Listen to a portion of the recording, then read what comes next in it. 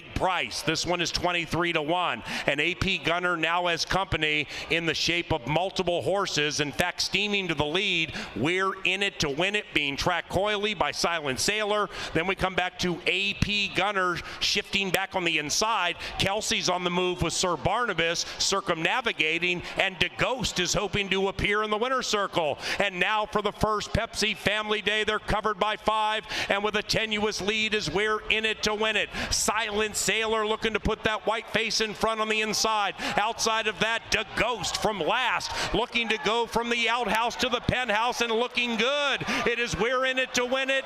DeGhost 15-1. Let's start Sunday with an upset, you say. One and a photo. It's DeGhost.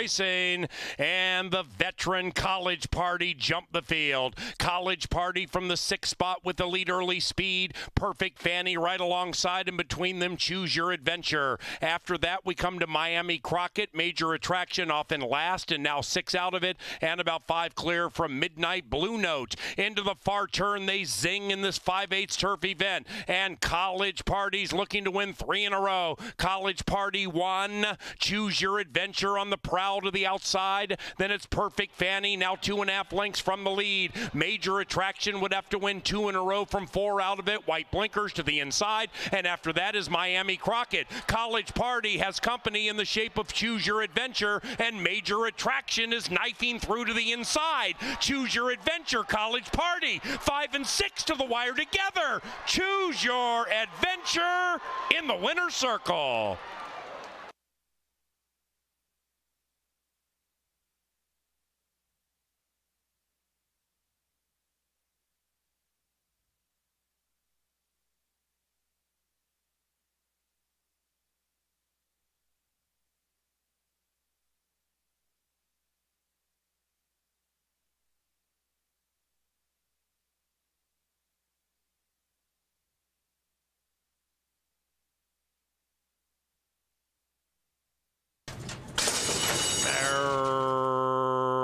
Racing, and they've broken a perfect line. Visual Magic, visually fast, but overtaken by Lovely Linda. Now on the inside, Summer Lovin' comes flying through, and outside of that is TikTok, but the lead belongs to Lovely Linda by a neck. After that, Stars of Bluegrass about 3 lengths behind the stablemate, and running away from Visual Magic, who's only 5 lengths from the lead. 5 separated by 5, and now they have about 3 to go, and Linda still looks lovely. It's Lovely Linda and Fuentes to the inside, challenged by TikTok and Hernandez. Outside of that is Stars of Bluegrass. Summer Lovin' was right up there, but now is being pushed on hard, kind of doing the moonwalk, and Visual Magic is attempting to run on from 4 out of it. They head for the money, 3 in a line. Far outside, Stars of Bluegrass. Inside of that, Lovely Linda might be calling it a day. Summer Lovin' looking to re-engage. Between runners is TikTok, and a late charge from Visual Magic from 5 out of it. Up goes Stars of Bluegrass. Stars of Bluegrass at 2.5 to 1. Carlo Lopez stays hot. 1-3 yesterday, gets the money here, 4-6-3.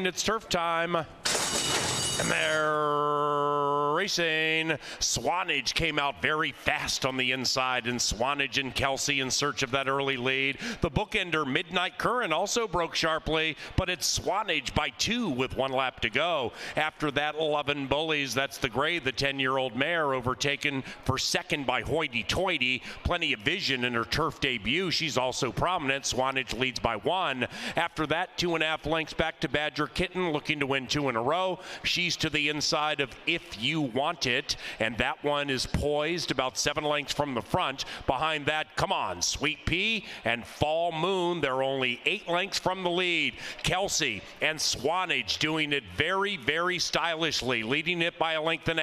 Midnight Current, that hot favorite, in second, about 1 clear from Plenty of Vision. Between runners is Hoity Toity. Outside of that, If You Want It is making a move. If You Want It circumnavigating, but on the move. Likewise for Badger Kitten to the inside. After that, Hoity Toity, the 10-year-old mare, 11 Bullies. She's the gray, needing to give more. Come On, Sweet Pea's running on, looking for somewhere to go. And Fall Moon is running on wide, 9 out of it. Swanage attacked. Swanage attacked by the favorite Midnight Current, and Midnight Current with a burst puts 2 on Swanage. After that, we come back about 5 to Badger Kitten. Come On, Sweet Pea rallies to the inside. Outside of that is If You Want It and Fall Moon, but Midnight Current has absolutely dominated. 9-1-7 in race 4.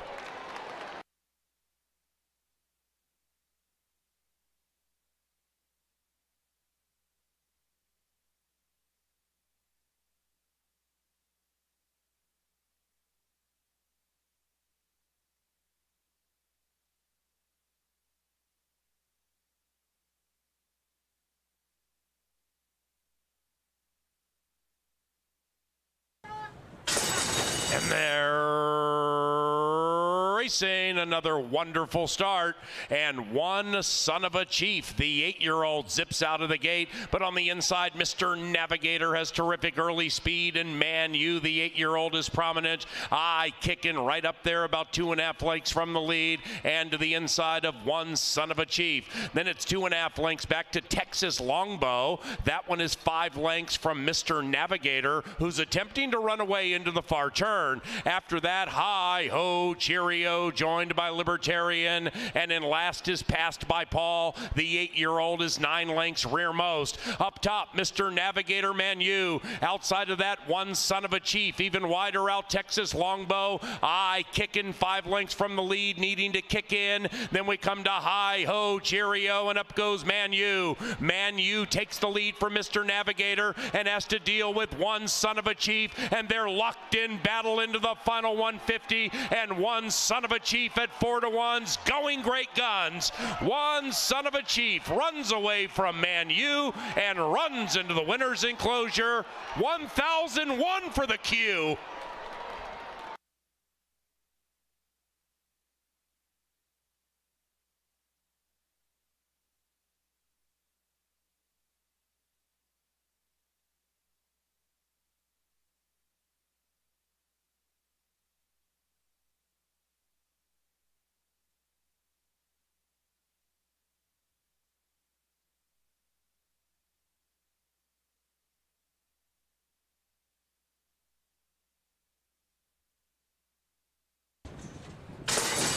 And they're racing. Magic Carpet came out of the gate looking for that ride to the winner's circle. Our Bubby Boy, cantankerous behind the gate, but antithetical to difficult now with that early speed. And our Bubby Boy trying to put a Q around race 6. Outside of that is My Dominator and Valentine Guy. Then we come to Magic Carpet, taking a ride 5 wide to the outside of Smart Call. After that, about 2.5 back to Warrior Boss, who's in touch with the field, 5 out of it. Then it's a big gap back to Mongol Altai, looking to win 2 in a row. This one is 9-5, and this one is 12 lengths from the lead. Up the barn side they go, and 6 of the 7 are sardined by 4, and they're being tugged along by our Bubby Boy. Between runners, Valentine Guy, My Dominator looking to dominate. Magic Carpet now just 4 wide.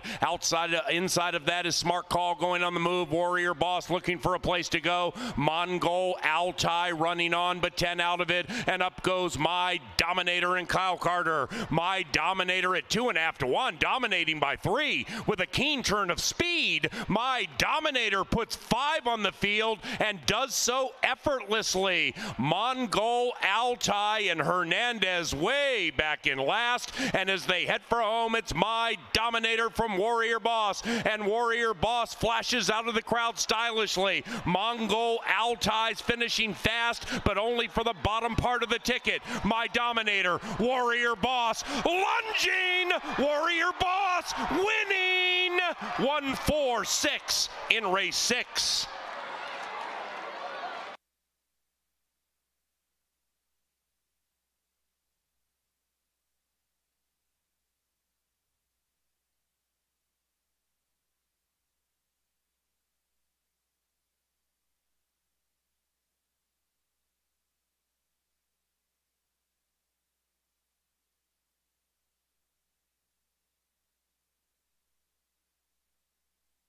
Bunctious.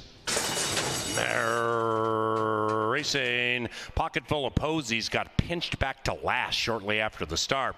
Excellent beginning for Chaplin, trying to deliver some wrath to the others in race 7. And it's Chaplin in speedy fashion, cornering with a 2-length lead. Right behind that one is She's on Easy Street, wearing Mr. Dale's colors. And to the inside of Elegance and Tonic. And Chaplin continues to fly. About 6-7 lengths behind Chaplin is Left of Center. And that one is now 7-8 from the front. Then it's Diggs 1, and Diggs 1 is losing ground, overtaken by I Think I Love You in her turf debut. Pocket full of posies has settled down. She's on the stretch out in her turf debut, and she's 9 from the front. They pass the half-mile pole, and we still have a lonely leader by the name of Chaplin, and the 3-year-old filly leads it by 1.5. She's on Easy Street, and Luis Fuentes at 6-5, just to the outside, and Chaplin now bumps the margin to 1.5. After that, Elegance and Tonic. Then it's Diggs 1 creeping in at 35 to 1.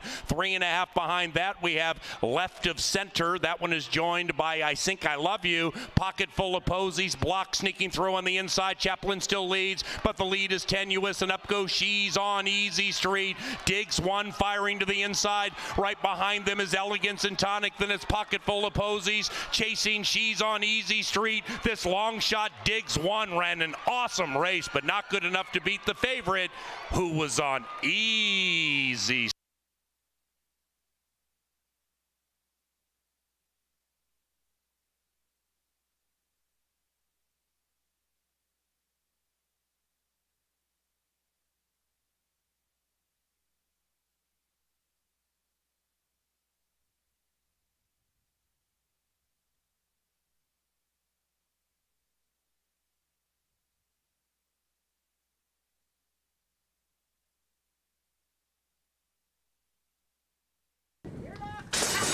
And away they go.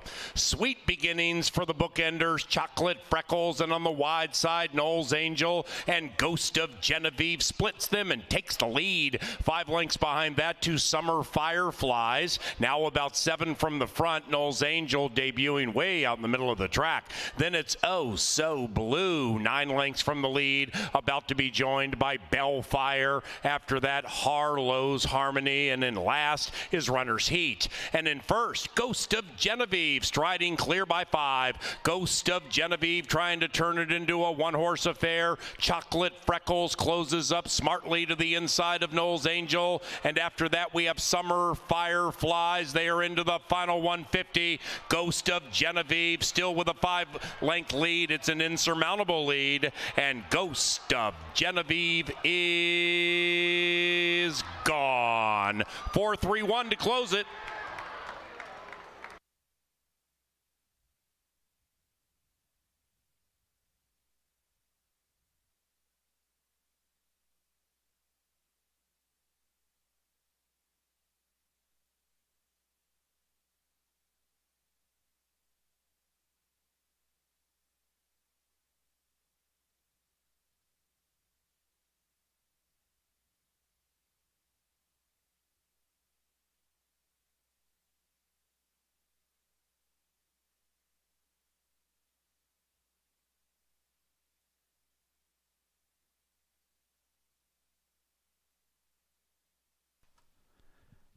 Ladies and gentlemen, please rise for the playing of our national anthem.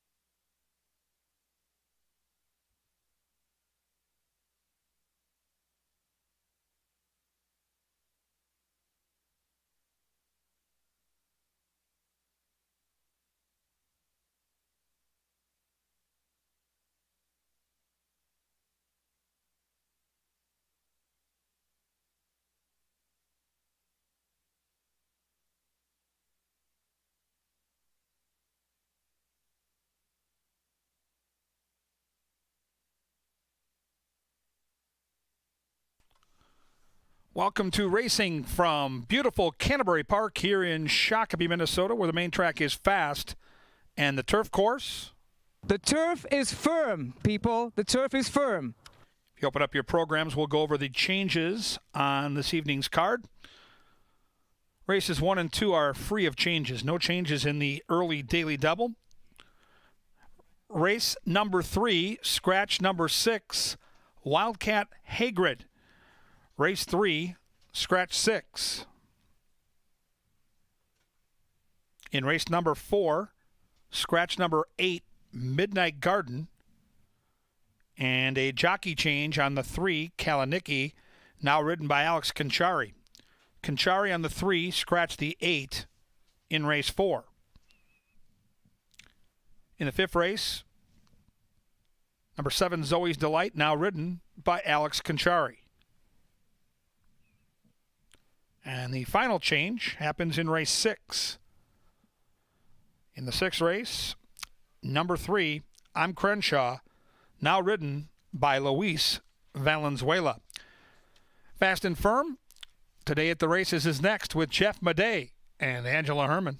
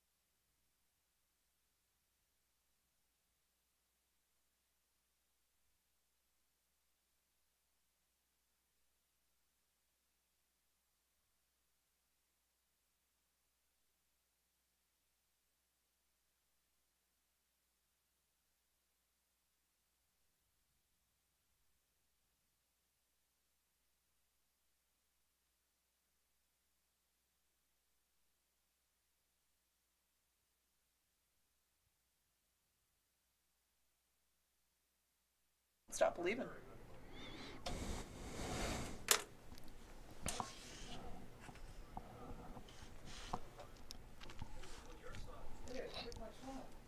Well, good evening and welcome to Canterbury Park. I'm Jeff Madej. I'm joined by Angela Herman. This is Today at the Races. The main track is fast. The turf course is firm. We've got a 9-race package, 6 thoroughbreds, 3 quarter horses, and a whole heck of a lot of fun.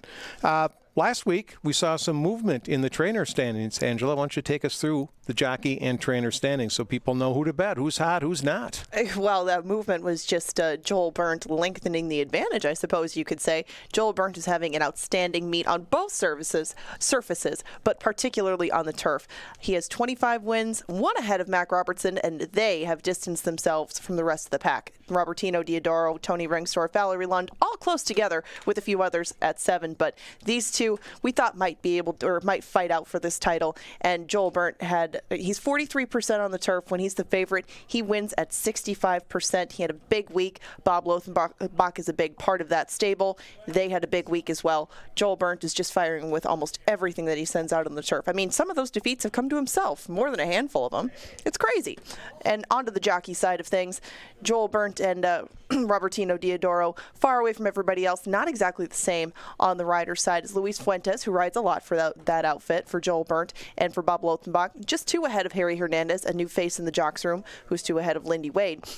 Lindy Wade was on the comeback trail at the beginning of this year, but he is back at 100%. He knows this track very well, and I would expect these 3 to keep things very contentious at the top, as they are pretty well clear of Roy Mascherino's and the rest of that jocks room. But when they all come together from different circuits, it's very interesting to see how they fit in, how they adapt, and how they ride these courses. But you can see those top 3 have all done very well and have not been able to separate from each other yet. We have an update on injured rider Ruben Fuentes, who went down in a spill last Thursday. He suffered a couple of broken vertebrae, broken collarbone, fractured skull. He went into surgery yesterday. Good reports that he's up and he's walking. He still has a long way to go. And to that end, his brother, Miguel, along with our leading rider, Luis Fuentes, started a GoFundMe page. And we do encourage you to, if you can, if you're willing, make a contribution to Ruben. You know, we've got the Leg Up Fund here, but I think we can go further than that. I know they've already raised quite a bit of money, but he's got a long way to go, a long way to recover. And it just emphasizes again that every time these jockeys go out there, there could be a mishap. Ruben was a great addition to our colony. That was good news yesterday, because it certainly was a scary thing last Thursday. Of course, and you never know how anything is going to go as far as somebody reacting. I mean, these are split-second decisions that they have to make, and if you don't get there in the absolute nick of time, some things can go very wrong. But fortunately for Ruben, things have gone in the right direction since he has got to the hospital. We hope he continues down that path and recovers as quick as possible. If you can get involved, I mean, I know that you've retweeted, I've retweeted the links to get to that GoFundMe. Every little bit helps, and I know that they're very, very appreciative for all the help that we can give, because they're very hard to take care of after the fact, because insurance doesn't always cover anything. And with injuries like this, I mean, you just don't know how long the road to recovery is going to be. So we'll try to do everything that we can to help. Absolutely. We send our best to Ruben, who certainly was an uplifting force in the jocks room and a great addition to Canterbury. So there's some encouraging words out there. He's got a long way to go, though, but I know he's in good spirits. He's positive. That can take you a long way. Looking back to last week, Northern Stars Racing Festival, Turf Racing Festival, it was huge. We had a great day. We set a record handle, 4.7 million. And it wasn't even close. We shattered the record that was set the year before on that same day by nearly $1 million. We had a chance to talk to the Vice President of Racing, Andrew Offerman, to get his thoughts on Northern Stars. Unbelievable day of racing, really unparalleled, I think, and what I've looked back at as far as Canterbury's history, maybe only rivaled by a couple of the very early claiming crowns that we hosted in the late 90s and early 2000s. Definitely benefited from Churchill's not being able to use their turf course. But when you saw those fields and the card that was put together, I had a good feeling that a record was a possibility. And then the number that we ended up hitting really blew it out of the water. The racing office did an amazing job getting not only great fields, but a lot of the connections of those horses actually here for the first time. Mm-hmm. So to hear a lot of that positive feedback from the people that usually race in Kentucky was super rewarding. And then obviously to put up a big number on top of that was a ton of fun. It was a ton of fun from start to finish, really, that day. That was an awesome card of racing on the turf, primarily. I mean, that was the highlight of our turf festival, but we'll go to the dirt, and we'll try to start you off with a winner in the first race of the day with a horse who has been not fortuitous at the break. That is Sir Wellington. He looks to even up the score for Mac Robertson in the trainer standings with Joel Burnt, and Sir Wellington has run very well in defeat. I mean, if you watch his last 2 races, he has come out of the gate very slow. He ended up second in the Honor of the Hero, just going 5 furlongs, the distance that he's going to be asked to run today.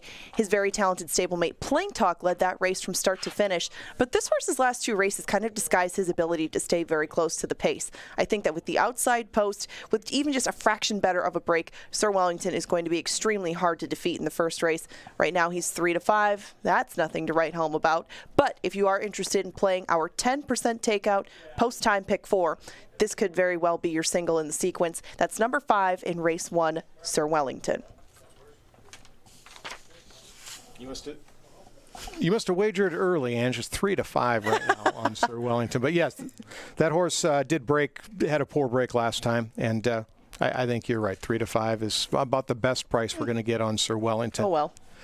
We've got a number of things coming up this week, including July 3rd and special holiday July 4th racing. Now, July 3rd, that's our fireworks extravaganza with racing that starts at 4 o'clock. Well, I think we'll run 9 or 10 races that night. Get done around 9. We've got Boogie Wonderland here, very, very popular band, kind of becoming a staple during the fireworks spectacular. Yeah. They'll play for an hour, and then here comes the boom. Right, exactly. It gives them enough time to get everybody put away. Horses don't enjoy fireworks as much as the rest of us do, but we give the trainers, the connections, time to put them away, get them settled in for the night, and then we start with, yes, the boom. And that is just an underwhelming way to put that fireworks spectacular that we put on, because it's really, really good. And I mean, you can see it for miles. You hear from people that they sit out in their yards, that they can see it from so far away. It's that good. And if you haven't partaken in it in the past, you don't need to get out here right away, I suppose. I mean, we do have good racing that night, but the reason that you're going to want to get out of here or get out here at first post is to get your spot, because that apron fills up very quickly with people who want to get the front row seat for the fireworks show. We get a lot of families, we get a lot of kids, we get a lot of everybody on July 3rd.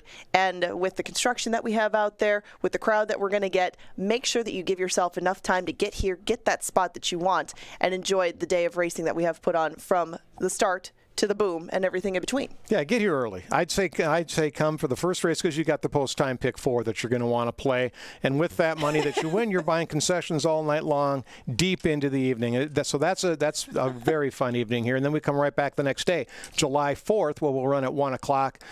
We just entered today for that card. Looks like a pretty solid effort. There'll be some family day activities, pony rides, etc. And that's another day that a lot of families come to the track. It's the one Monday this year that we're actually going to run. We didn't run Memorial Day or Labor Day, but we bring back the 4th of July, because that is kind of a day where families come to the racetrack. Well, right, and if you already have plans for the night, or if you're going to set off fireworks yourself, or wherever you're going to go that night, it's something to do during the day that is a good family-filled activity that you can save some money on. Pack up the family when the races are done and go do your thing. They can run the track, they can do pony rides, they can do all the normal Sunday activities for your Monday holiday, and you stay in town. You know, there's a lot of upside to coming out both nights. I mean, maybe just sleep in the parking lot if you'd like and come back the next day for 1 o'clock racing. Whatever you got to do. I mean, try to join us both days, because the racing is going to be excellent both days, and it's going to be a fun family atmosphere on both Sunday and Monday. And just a reminder then, because we're running Monday, we won't run a week from today. We won't run on Wednesday. So we'll be back the following week on Thursday, and we'll run Thursday, Saturday, and Sunday. But that's a look ahead. We've got a lot of action today, including that pick 4 and pick 5 inch. Of course, and they're going to start very close together because of the small number of thoroughbred races that we have comparatively to like a 9 or 10 race card that's all thoroughbreds on the weekend.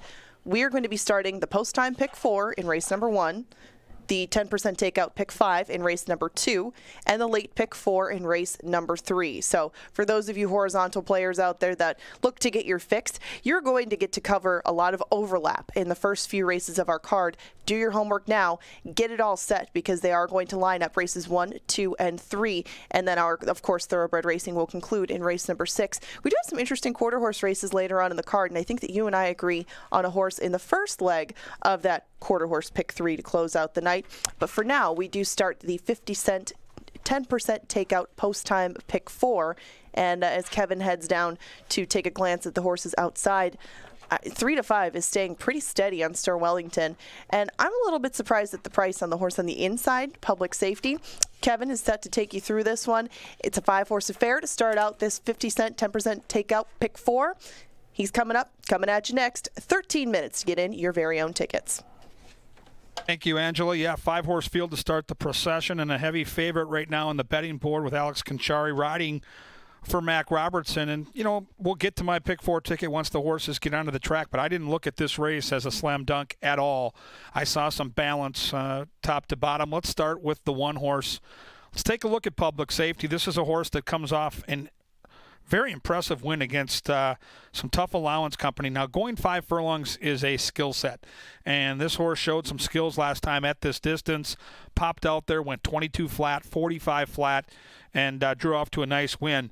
Now, this horse, once again, going to be on the edge and going to have company. I think the 4-horse Bibleman likely goes with them, but I think the 1 right now is the value on the board at 5-1, and he will be included in that pick 4 ticket when I put that together. So I think Public Safety's in a good spot. What else I like about this horse is he's been freshened. He ran that race back on June the 4th. He's been given over 3 weeks to rest up, and he shows a published workout and a sharp workout at that. 47-1 breezing back a week ago. So this is a very live 5-1 shot in my opinion. Number 2 is Deflator. Deflator likes to come from off the pace. Deflator hasn't been seen in almost 2 months. When last seen was winning at glitzy Oaklawn Park at 16-1 odds. The pesky part of the equation for the 2-horse here is you get a good look in the paddock. This horse looking rather nice as they come out of the enclosure, is 0 for 7 at Canterbury, but 5 for 7 in the top 3. So this is a horse that I think you could mix into your trifectas, maybe even your exactas. Just the win side of things could be a little bit pesky with Deflator. I don't love the layoff, but I see 2 workouts, and Kelsey Haar has ridden this horse every single time here in the past performances as you glance at them, at least in the last calendar year. So Deflator, look for that horse to sit maybe off what the 1 and 4 do on the front end as you get a good look at Public Safety out here on the muscle with those black blinkers on. Deflator is a horse that might be a first run as they turn for home, and 3-1 on that 2-horse. The 3 is Caucus Rules. Now, Caucus Rules should feel good in the heat because this horse comes in from Arizona, has a bullet drill here at Canterbury, and Caucus Rules lightly raced. 6 career starts, 4 times in the top 3 placings, a couple of wins to show for it. Decent early speed, but probably not enough to keep up with Bibleman and or Public Safety, but certainly the 3-horse should be a part of the early vanguard in this small field. A very small but very balanced and talented field here for race number 1. Bibleman really has the key to the race, because if Bibleman wasn't in here, the 1 might be long gone in the front. But now you have to handicap for what could be a pace battle. And, Bibleman comes out of a turf sprint where he had the lead and dueled against College Party, who's razor sharp right now. If you go back to his dirt races in Arizona, he loves this shorter distance of 5 furlongs. You see 5 for 6 in the exacta at this distance. And Carlo Lopez likely has to send here, which will keep Public Safety more than occupied in the opening couple furlongs of this race. So we come to the outside marker. We come to Sir Wellington. Here's what we know. 3rd off the layoff, has been showing some talent. 2 back on the main track, which was muddy. Ran into Plain Talk, who is razor sharp right now. Ran a huge race a week ago on Northern Stars night in the Dark Star Turf Sprint. Nearly stole that race at 14-1. Then last time out, he faced one of the top horses on the grounds, the Alligator Hunting. He's had trouble in both starts. In his seasonal debut, he was off slow. Last time out, he lost footing at the start. He'll need to start clean here. In a 5-furlong race, there isn't time for a tardy start. So Conchari, who is so good at popping horses out of the gate, is going to have to get early position and not get too far back, because the 1 and 4 are both good enough to take it all the way if they can get any separation early. I like Sir Wellington on top. Not sure about the 3 to 5. But I think a must-use in the early post-time pick 4, which we'll get to shortly. 5 furlongs. Again, wide open race. If you look at the depth of the field, as far as the top selection, probably not as deep as you look at the handicapper's grid. I love that the Oracle's taking a shot here with Deflator. Post-time pick 4 in race 1, the 10% takeout pick 5 in race 2, and the late pick 4 starts in race 3 with some great quarter horse racing on the back end. Welcome to Canterbury Park. 5 days of racing, Wednesday, Thursday, Saturday, Sunday, and Monday. It all starts right now as the horses head down the bridle path, soon onto the track, and we get the call to the post. Good luck and enjoy racing from Canterbury Park.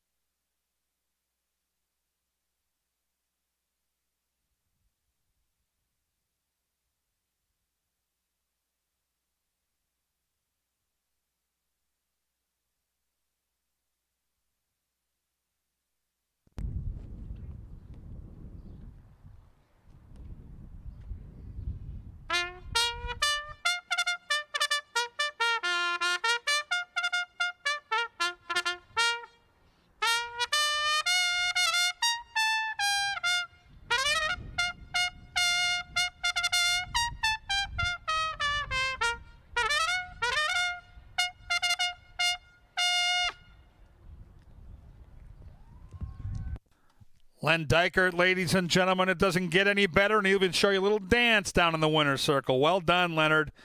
They come onto the track for our first race, win, play, show, exacta, trifecta, early double, pick 3, post time pick 4, a bevy of betting opportunities. They'll be at the gate in 6 minutes. Stand by for a pick 4 ticket tout.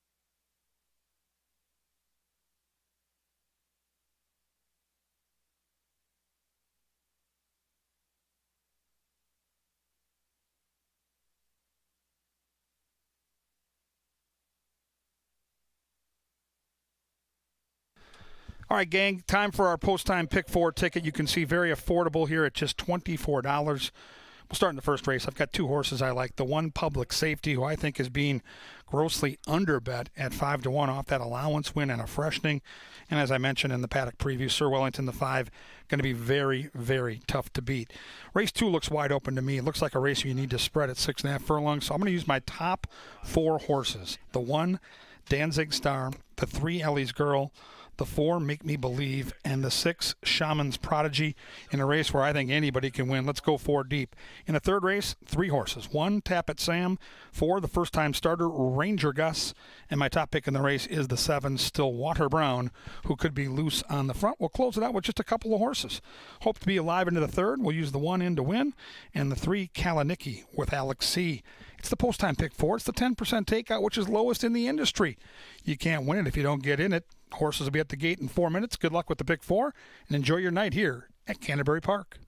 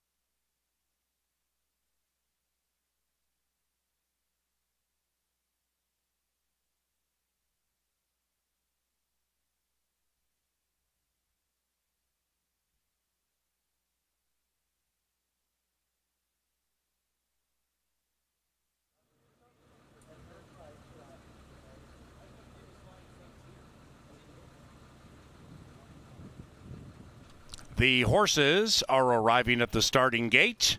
It is now post time for the first on Wednesday at Canterbury Park. And we welcome all of you joining us in Shakopee, and to those of you joining outstate. We have a 10-race piece. I'll make that a 9-race piece this evening. Our leading rider is Luis Fuentes. He had 6 victories last week, and our leading trainer is Joel Burnt. Bible Man, second last. Sir Wellington, 3-5, prohibitively favored. Begins the post-time, pick 4, and good luck. And they're racing in the first at Canterbury, beginning the post-time pick 4 with that nation low takeout of 10%. And Sir Wellington means business right from the get-go. Sir Wellington and Alex Kinchari, the Shakopee native, take the lead by a half. Bible Man attempts to pressure to the inside and very tightly. Bible Man and Carlo Lopez did not head through on the inside, and thus Sir Wellington is able to scoot away by 2. After that, Public Safety, Deflator, and Caucus Rules can see them all around about the quarter pole. First, CBY, Kinchari, Chili, Alex Chili on Sir Wellington, and the 3-5 favorite is in hand and in command. Alex just took a peek back and he sees Sir Wellington up by 5. Deflator is closing in to a shot at second to the outside of Bible Man, but nobody's beating Sir Wellington, and Sir Wellington finishes beautifully to win by 6.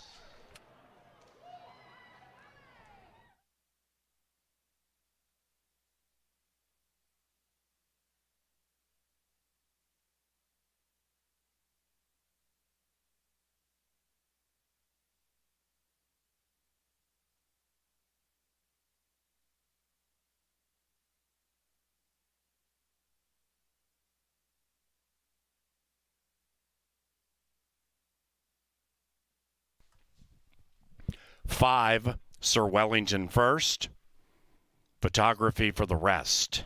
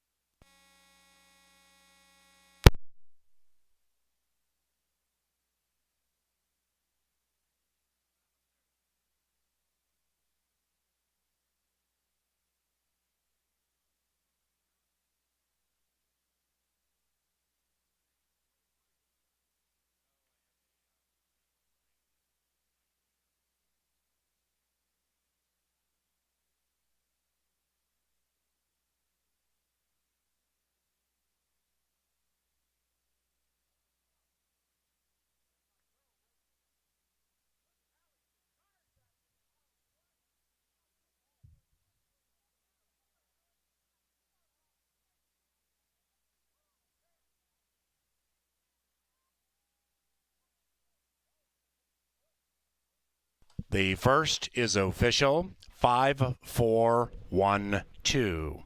In 56.26, Sir Wellington prevails for the 4th time in his career, now 7 for 14 in the top 2.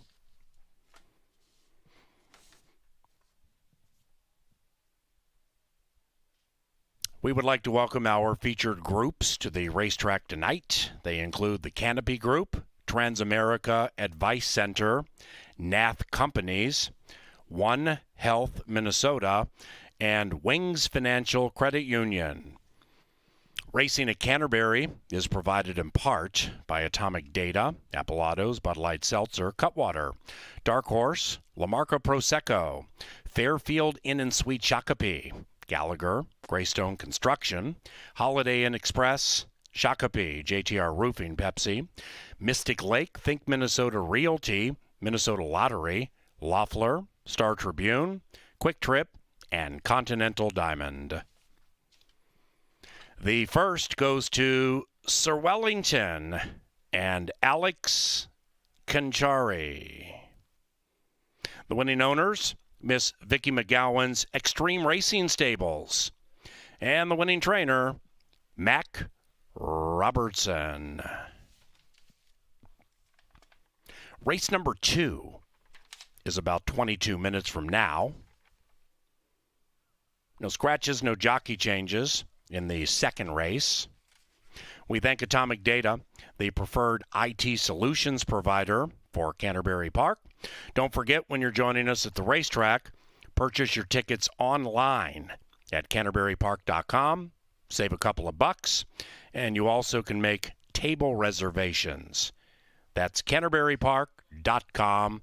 Welcome to the show.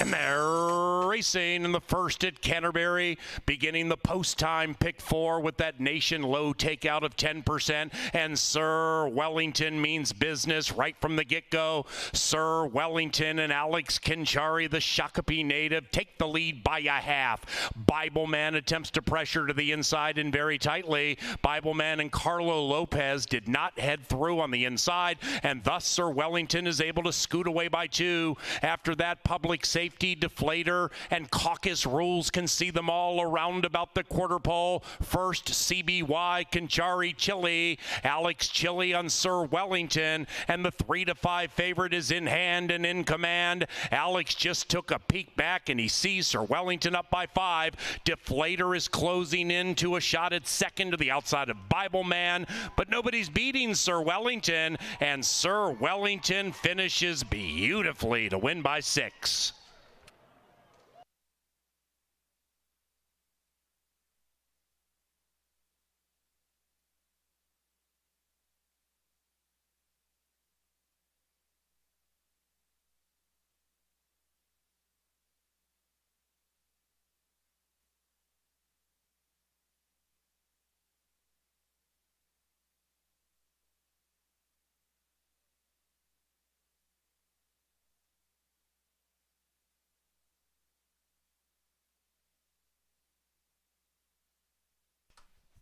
The second race, 19 minutes from now.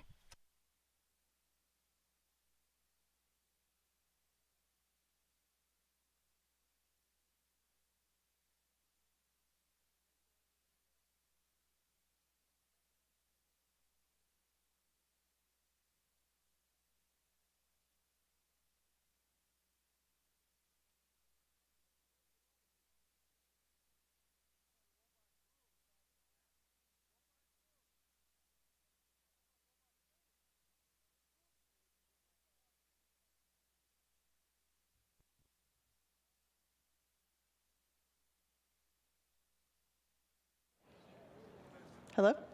It is my great honor each week to be a part of a very important presentation to a very important member of each barn.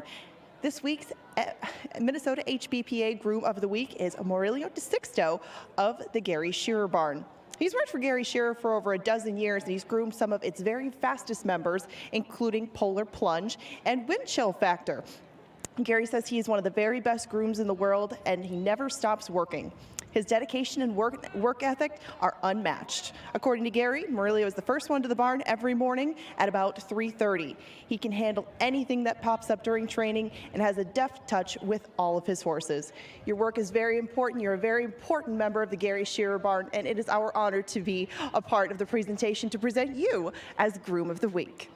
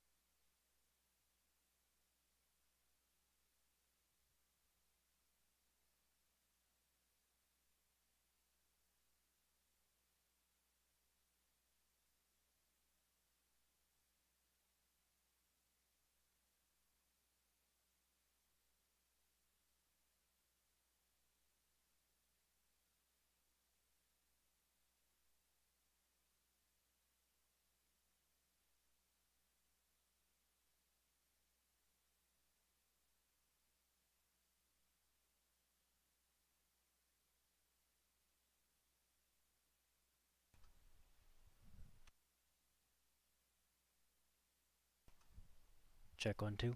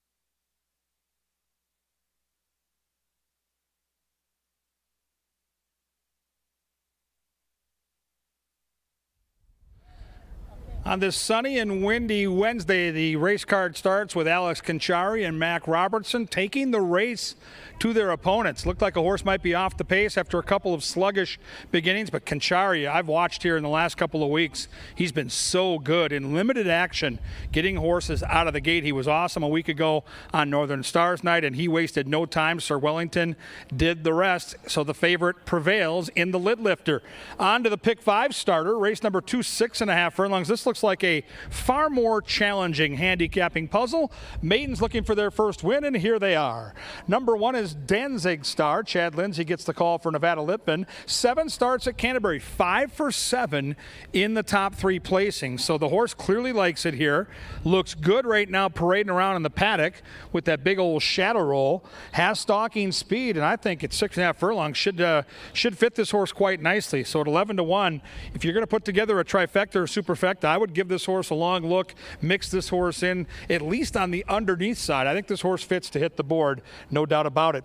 Number 5 is Miss Dutton with Miss Har in the saddle for Robert Klein. Last time out, facing better competition, ran 6th and was well beaten, but that was maiden special weight, and this is maiden claiming. One of the biggest drops in the game. On the class drop alone, I think you have to at least consider Miss Dutton getting a piece. 5-1 morning line. You're getting near double that right now at 9-1. Angela Herman is fond of number 3, Ellie's Girl, and I can see why. Ellie's Girl's got some speed. In fact, I think Luis Valenzuela, if he's aggressive out of the gate, he might be quick enough with this mount to get loose. And if you get loose against maidens, that's usually a pretty good thing. We'll see if Ellie's Girl for Clinton Stewart and Angela Herman can get the money here. 7 for 8 in the top 3 in her career. She looks like a horse sitting on a win, so I understand the tout. Number 4 is Make Me Believe. Chirinos for Mac Robertson as the trainer looks to sweep the double. Turf to dirt. Ran a pretty good race last time, even though off at 6-5, made a nice middle race move. I like the sharp workout since that turf effort. And Mac Robertson right now dueling at the top of our trainer standings. Looks like he has a real shot at catching that early double. Arizona Downs Invader, you say, with number 5, Magnificent Money. Crystal Conning for Miguel Hernandez. Showed some speed in both those career starts. Hasn't been seen, though, since September. Decent set of workouts.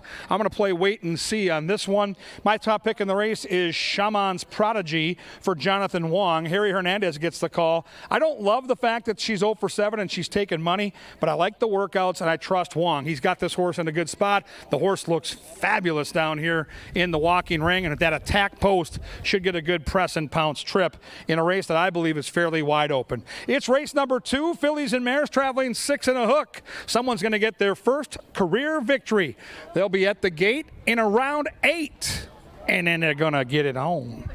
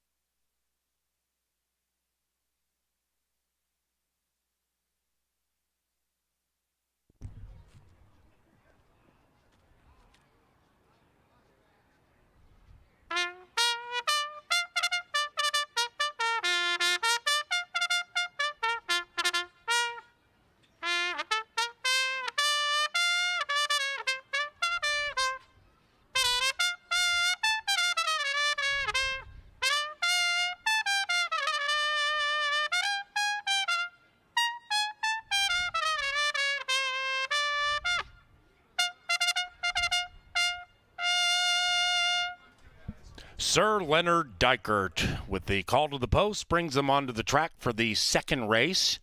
a cast of maidens, to begin the Canterbury Park Pick 5 with a nation-low 10% takeout. This one is courtesy of Appalatos, the official vehicle sponsor of Canterbury Park. They'll be to the gate 5 minutes from now. Play that Pick 5, and good luck.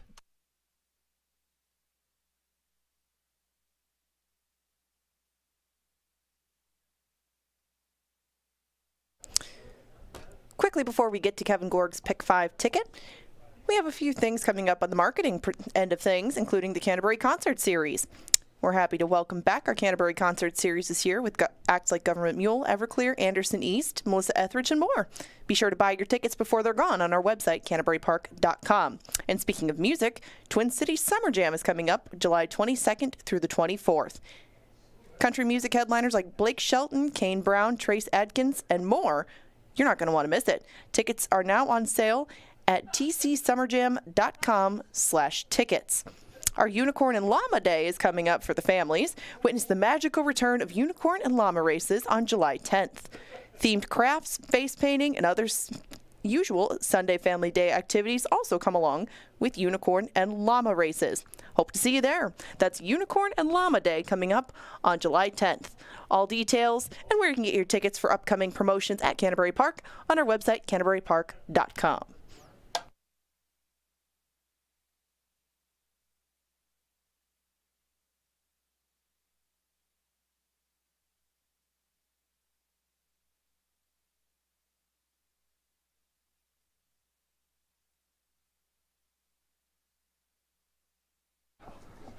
All right, folks, it is time for the Pick 5. It's an early edition of this 10% takeout opportunity, and boy, the payoffs have been bountiful, so take advantage of this opportunity. You've got about 5 minutes. Here's a ticket I've put together. Affordable here at $48. I mentioned that I thought race 2 could go a bunch of different directions, so I'm going to use 4 horses in this first leg, the 1, the 3, the 4, and the 6. I'd love to see, for the Pick 5, love to see this 1 win for Nevada, can save all the ground, maybe it could bounce in there late. But I thought it's a pretty tough field to handicap top to bottom, so we're going to go 4 deep. Same thing in the second leg of the Pick 5, which is race 3, 1, 4, 5, and 7. I think, again, the outside horse makes a ton of sense, Stillwater Brown, but it doesn't look like a complete standout on paper, so I'm going to spread a little bit there. We're going to get skinny in the middle. Race 4, just 2 horses, the 1 In to Win and the 3 Kalanicki with Alex C., who I think will be loose on the lead. And we're going to need our single to come through in a crowded field, too. 8-horse field in race 5. We're going to single T-Bone's Trick. I like T-Bones. Who doesn't like a good T-Bone, right? Harry Hernandez, T-Bone's Trick. George Costanza approves. Razor Sharp right now. And if we can get through the T-Bone, then we'll have a chance to be chomping on some value. 2, 4, and 8 in the final leg. I'm a big fan of the 2, Mark and Greeley at 8-1 with Zeke Lara.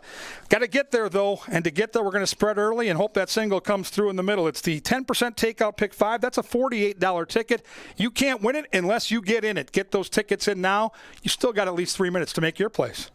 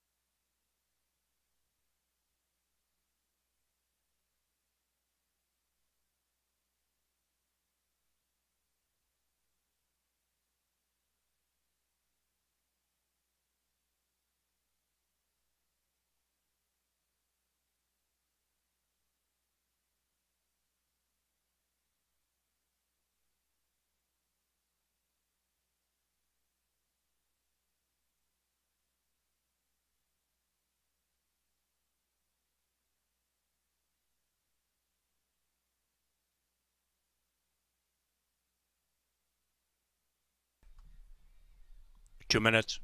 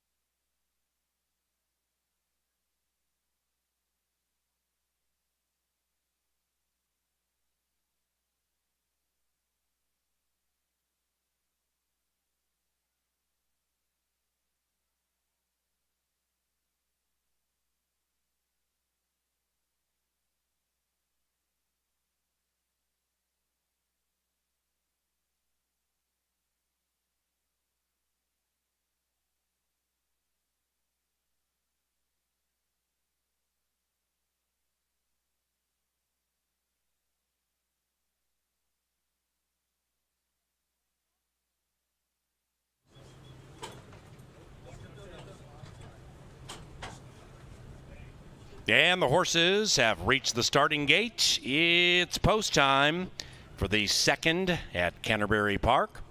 A cast of maidens. Welcome to Nath Companies, our featured group for race number 2. Shaman's Prodigy, the Northern California shipper, 8-5.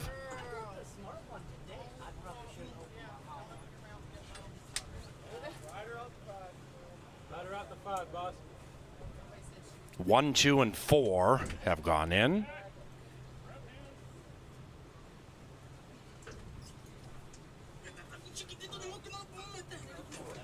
Make Me Believe now goes to even money, capturing favoritism in the late stages of the wagering.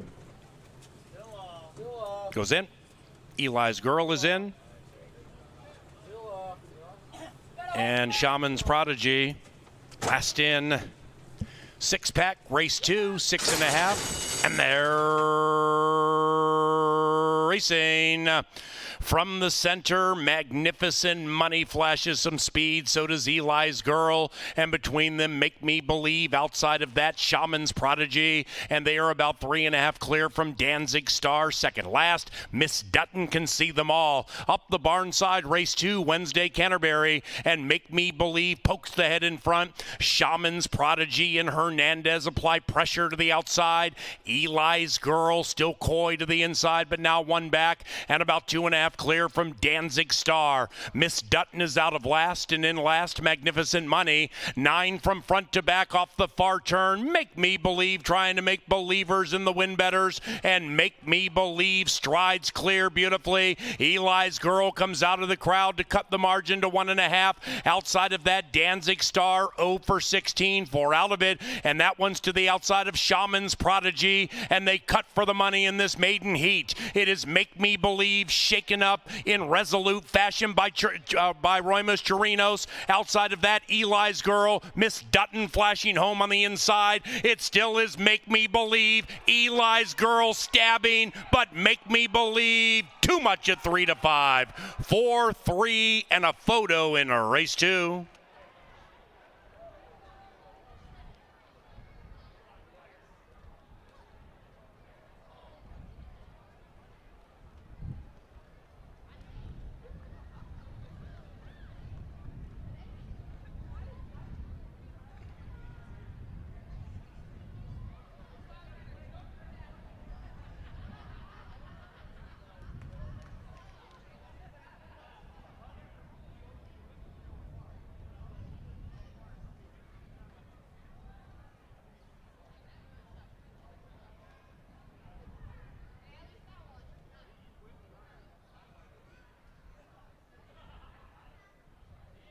Number 4, Make Me Believe, ran first.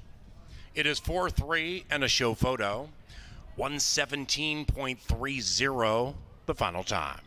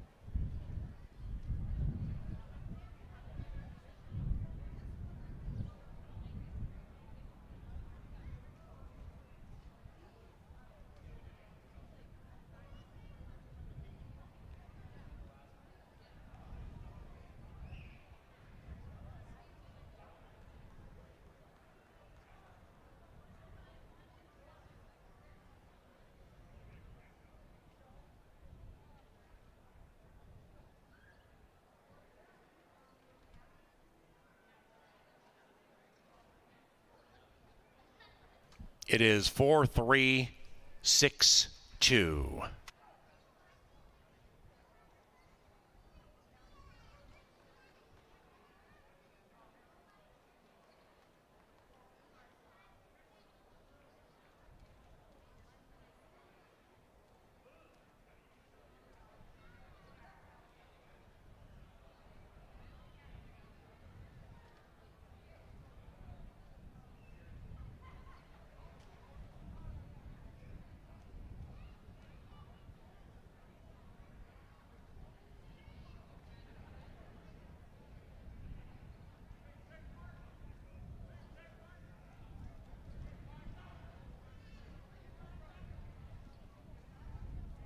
The second is official.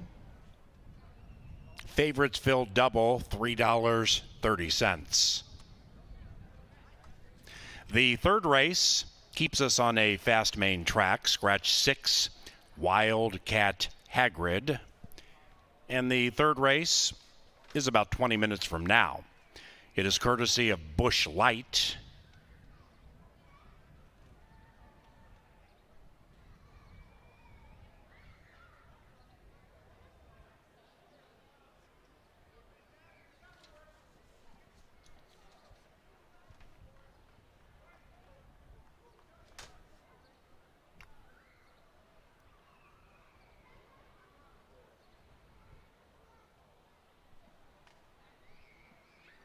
Up to the winner's enclosure, Make Me Believe and Roymus Chirinos.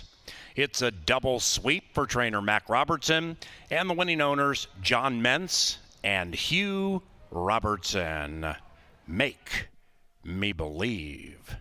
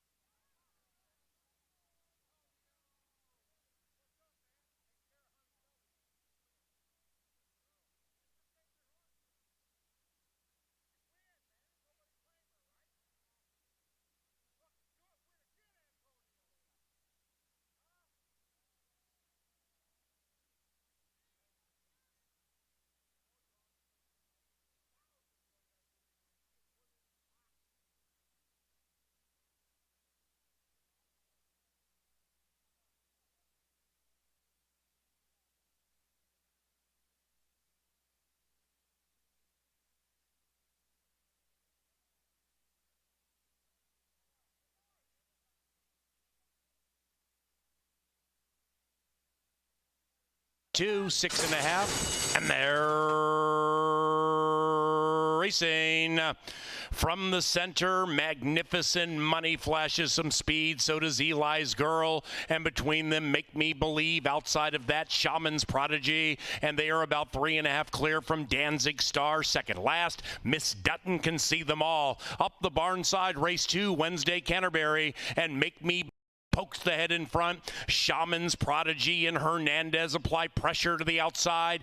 Eli's Girl still coy to the inside, but now one back and about 2.5 clear from Danzig Star. Miss Dutton is out of last, and in last, Magnificent Money. 9 from front to back off the far turn. Make Me Believe, trying to make believers in the win betters, and Make Me Believe strides clear beautifully. Eli's Girl comes out of the crowd to cut the margin to 1.5. Outside of that, Danzig Star 0 for 16, 4 out of it, and that one's to the outside of Shaman's Prodigy, and they cut for the money in this maiden heat. It is Make Me Believe shaken up in resolute fashion by Roymus Chirinos. Outside of that, Eli's Girl, Miss Dutton flashing home on the inside. It still is Make Me Believe. Eli's Girl stabbing, but Make Me Believe too much at 3 to 5.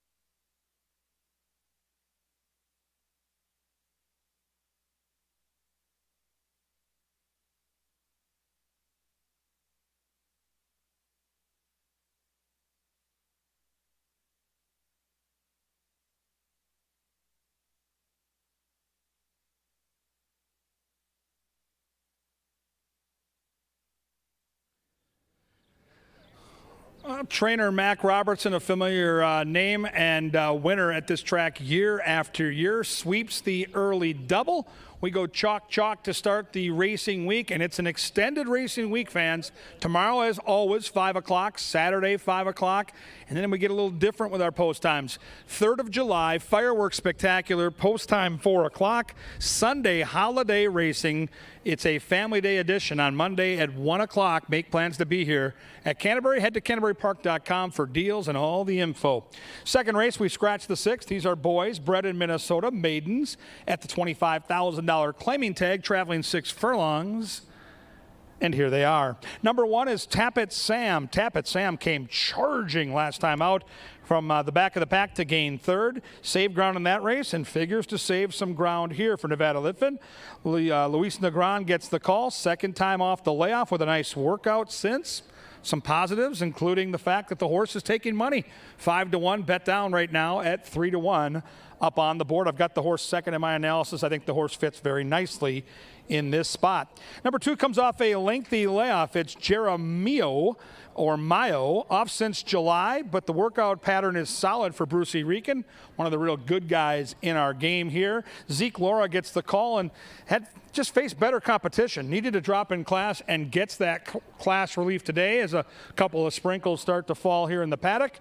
We'll see what the deuce can do up on the board at the biggest price, well, second biggest now at 16-1. 3 is Burn Boss, Crystal Conning for Vic Hansen. You can draw a line through that debut. If you go back and watch the replay, the start of the race was over. He had an awkward break and never really had a chance on that particular outing. And so give him another look. 19-1 is a big price. Horse looks good down here in the paddock and was bet down a little bit against $40,000 maidens, was bet down to 13-1 and now takes a slight dip in class. Number 4 debuts. It's Ranger Gus, and Mac Robertson looks to go boom, boom, boom with 3 different jockeys to start the racing day. Love when a first-timer's taking early money. Good bloodlines. The daddy law enforcement was a very nice one. And again, with Mac Robertson red hot, I get the angle there. 5 is Stun Gun. Lots of speed here for David Miller's charge. Another horse that tried this level last time and was chasing the speed from just off the pace. You got Alonzo Quinones, which is always a good thing. Stun Gun figures to get a favorable trip, and 7-1. But the horse to beat, I think, is the horse to catch. I like the 7 a lot here. Stillwater Brown for Troy Bethke.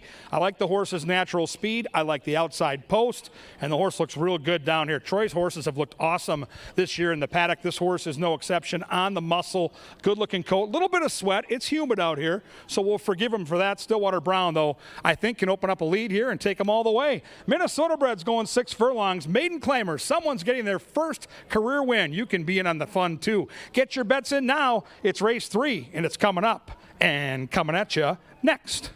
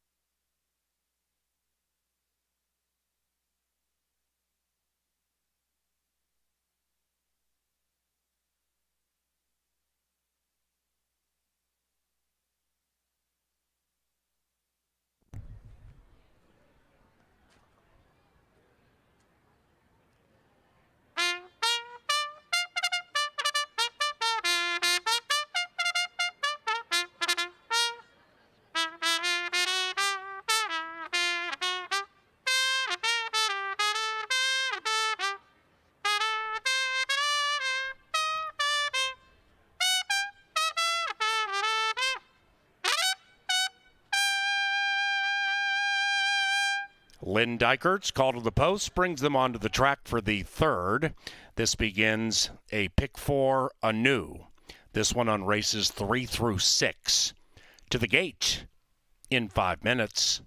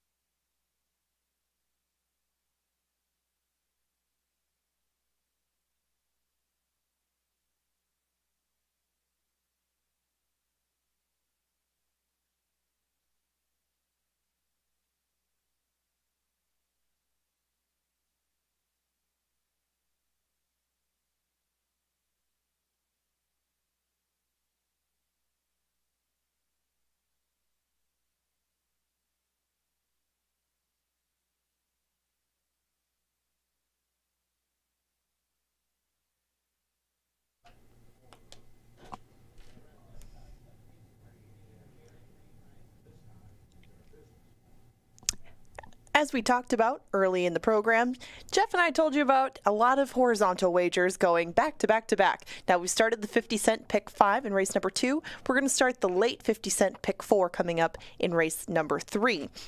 And usually I'd try to find you a horse maybe you could single along the way, but this might be a horse that you want to add into your tickets. The angle tonight is forgiveness, and that forgiveness should go to Zoe's Delight. Now, Zoe's Delight is a Minnesota bred taking on Open Company, but you have to be very forgiving about this horse's past lines. Now, this is his life since he's come to Canterbury. It's not too heavily filled with anything in particular, so if you kind of take out some of his weaknesses and focus on his strengths, that's where you get to liking Zoe's Delight. So let's take out his sprint races. This horse isn't necessarily a one-turn horse. He's run well, not his specialty.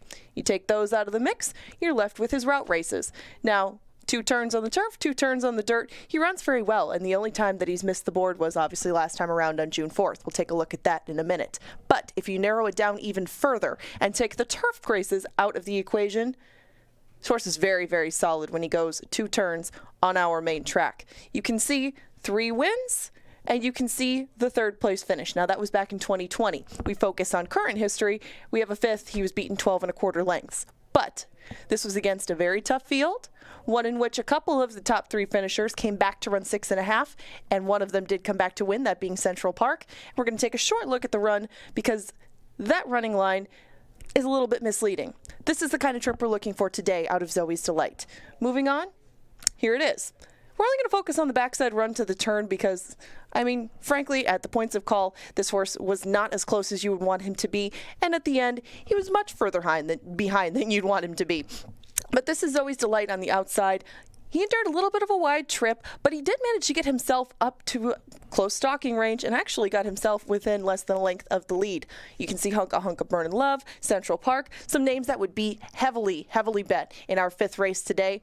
He ran with those. I mean, this is an optional 40, and it brought together some horses that could make noise on the stakes circuit. I mean, really, if they went to here, Turf Paradise, a lot of races just like this are very, very competitive. Now, he does get himself within range. He tires out a little bit late. He's a little rough changing leads, but this was only his 2nd start of the year. If you're willing to let that go and you're willing to sift a little deeper in his past performances, you can forgive Zoe's Delight, and you can definitely use him in the late pick 4. That's where we're going to go next, and my ticket is going to be up on the screen shortly as the horses warm up for the first leg in race number 3. In the first leg, I only went 1 and 7. I mean, I know it would be easier just to single one of them. By appearances on the track, Stillwater Brown should be very, very tough. Now, Tappet Sam has only had 1 start this year.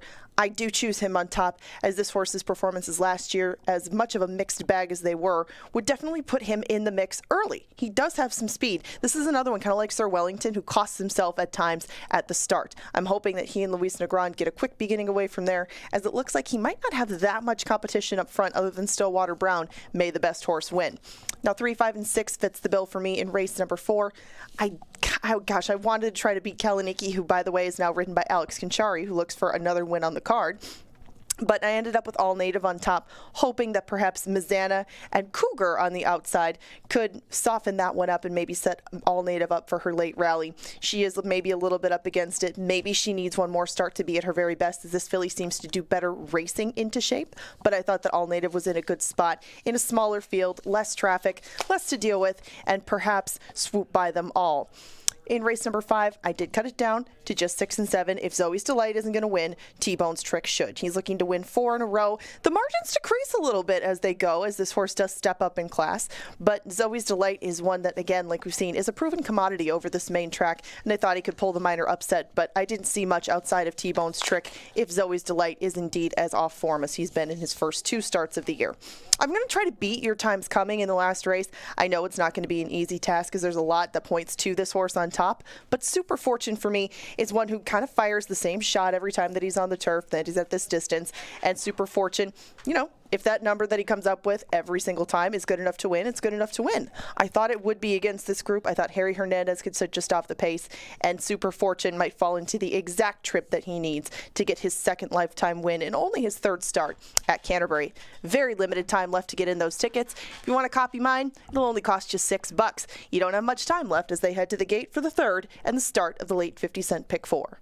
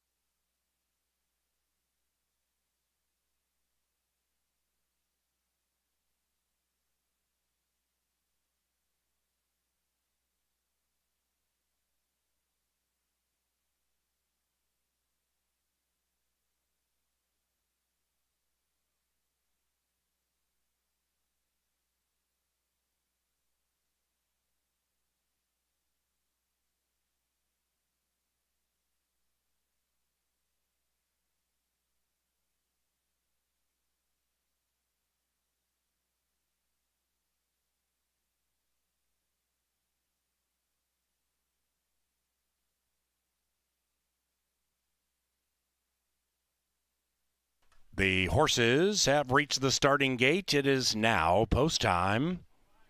3rd race. 2nd pick 4. Trainer of the 4, looking to win 3 in a row.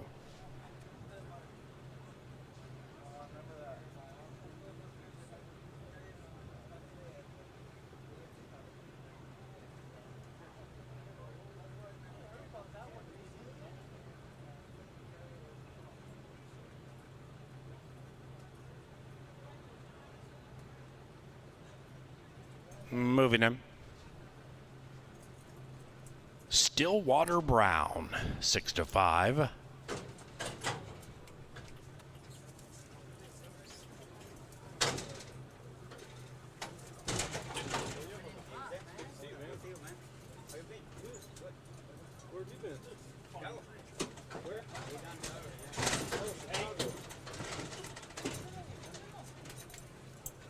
You got 2 back, Shaky. 2 back. 1 out. Stillwater Brown, 8-5. Tapit Sam, 8-5.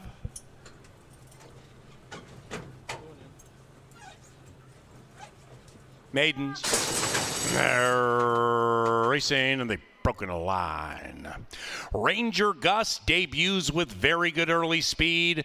Constantino Roman gets this 4. Ranger Gus clear on the lead. Tappet Sam fires out from the inside, and Stillwater Brown is prominent from the outside, and between them is Burn Boss about 4 lengths from the front. Then we come back to Stun Gun. That one's 7 lengths from the lead to the outside of Jeromeo. Into the far turn they go, and Ranger Gus continues to show the way. It is Ranger Gus widening that margin to 2. Stillwater Brown watching that first-timer run away, and Tappet Sam claims second. After that is Stun Gun, 9 from the front. The other 2 of no consequence as they head for the money in race 3, and Ranger Gus trying to make it just one look. That's all it took. It's Ranger Gus now shaken up by Roman into the final furlong. Tappet Sam trying to lunge at Ranger Gus into the final football field. It is Ranger Gus, Tappet Sam, a length and a half cutting into the margin. It's too late.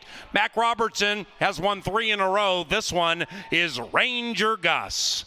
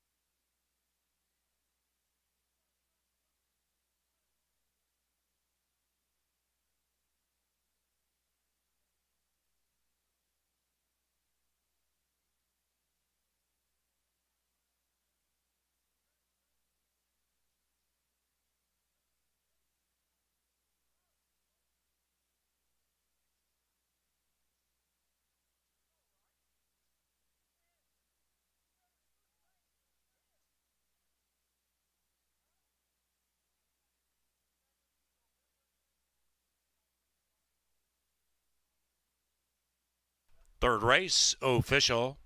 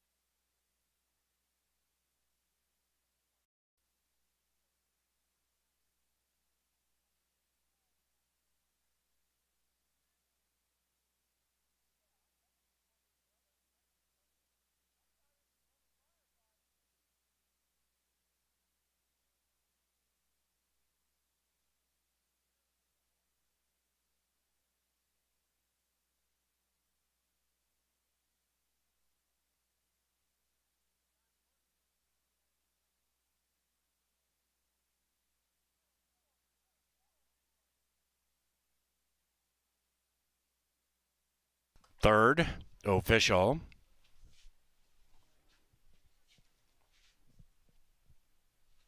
The fourth race is 20 minutes from now to a firm turf course.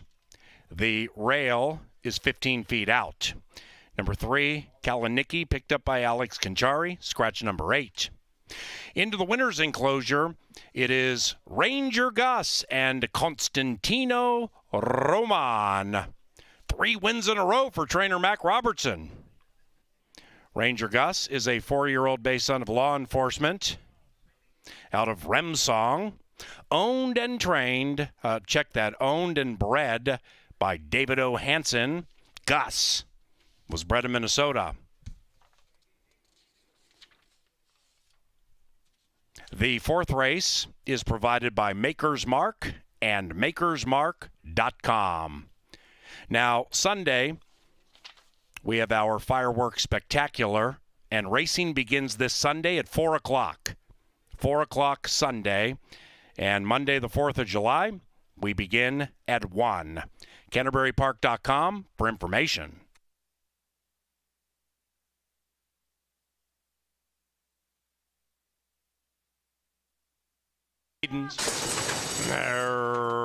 Racing, and they broken a line. Ranger Gus debuts with very good early speed.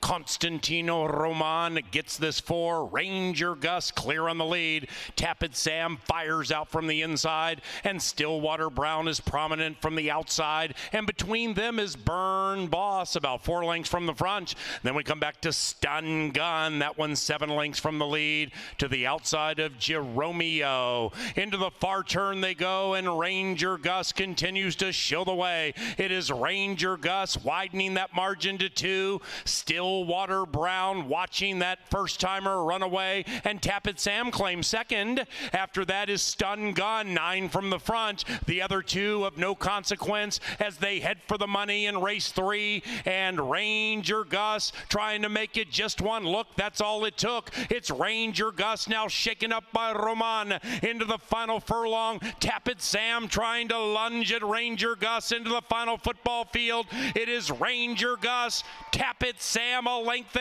cutting into the margin. It's too late. Mac Robertson has won 3 in a row. This one is Ranger Gus.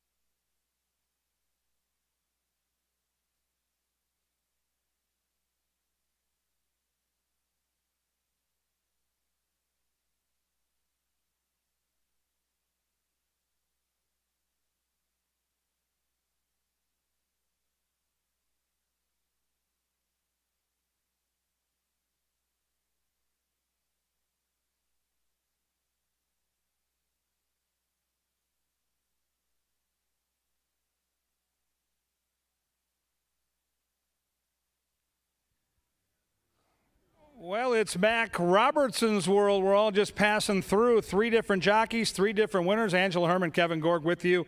And to take you through this race, and boy, a little chalky early, but this looks like another race where there's at least price potential. We've got a route race on the turf at 1 mile and 70 yards and a chance to see if some value comes through in the pick 4. We're alive, but it's not paying a lot. You know, as you look at this card, Angie, we knew it was going to be tricky, especially with those 3 to 5 shots early, but I still think there's potential in the pick 5. I think a little bit later on, yeah, we do have some potential, and including the quarter horse races too. I don't think any one of those is quite a slam dunk, maybe the last, but there's quite a few more diverse opinions, I think, over the next few races, and it does start here with the 4th. We should mention that Alex Conchari is aboard Kalinicki, trying to get his 2nd win in 4 races tonight, and we do take out the main track only entrant, Midnight Garden, so we're left with 7. Okay, started off. The win there, and here's the 3, and let's talk about Kalinicki because I think the race goes through the 3. I think if you like the 3, you can pare this race down and maybe key the horse on top of an exacta or trifecta and mix some long shots in 2nd and 3rd. I like the horse. I think the horse looks all right. She's giving us the look right now, and I'm super impressed with Alex Conchari lately, riding, but specifically getting horses where they're supposed to be, out of the gate in good order. I think Kalinicki's going to take some beating. Who do you like to beat her? Well, I thought that maybe Mizana and Cougar could keep the pressure on Kalinicki. I guess that was my hope because I'm going for a horse that has absolutely no speed in here. She just passed us by. Minnesotan All Native is going to make her 3rd start this year, and she's looking for her 3rd win over the turf course. All Native comes from pretty far out of it, but she can handle any sort of distance they throw at her. This will be the 3rd one of sorts this year. She's finished a little bit closer each time. She was just a couple behind Badger Kitten last time out, and she does get a slight drop in class. Luis Fuentes has ridden this turf course excellently. He fits this sort of horse well, so I thought that she could pull the minor upset. If you're looking for an upset or looking for some value, the horse that just got legged up in front of us, I'm a big fan of number 1 In to Win. I don't understand why this horse right now is 20 to 1. Makes no sense to me. I have the horse 2nd in my analysis. Last race was dirt, so I'm going to toss that out. When last seen on the turf? Oh yeah, this horse ran a really good race. 3rd beaten less than a length at 40 to 1. So if you're doing the trifecta and superfecta thing, do me a favor, mix that 1 into your tickets. I think the horse has a big shot. Any other long shots worth a look here, Ange, as they leave us? Well, Starlight Twist is at 4 to 1 right now, and she's the one that fits these conditions to a T, as one of those is not 2 wins since December 29th. Well, her 2nd win in that time period came December 29th. She comes into this one looking very nice out here in the paddock, a little feisty, but Starlight Twist should be a fair price on the board, and she usually puts in a good shot from the back of the pack. It's a really cool turf race, claiming race $7,500, 1 mile and 70 yards. I like the 3. Angie likes the 5, and watch out for that 1. We thought the 1 might be a sneaky long shot to mix into your gimmicks. See if we can get an upset on the card here. It's been a lot of chalk so far, but we've got 3 more big thoroughbreds, 3 more quarter horse races. Race 4 here at beautiful Canterbury Park is coming up and coming at you next.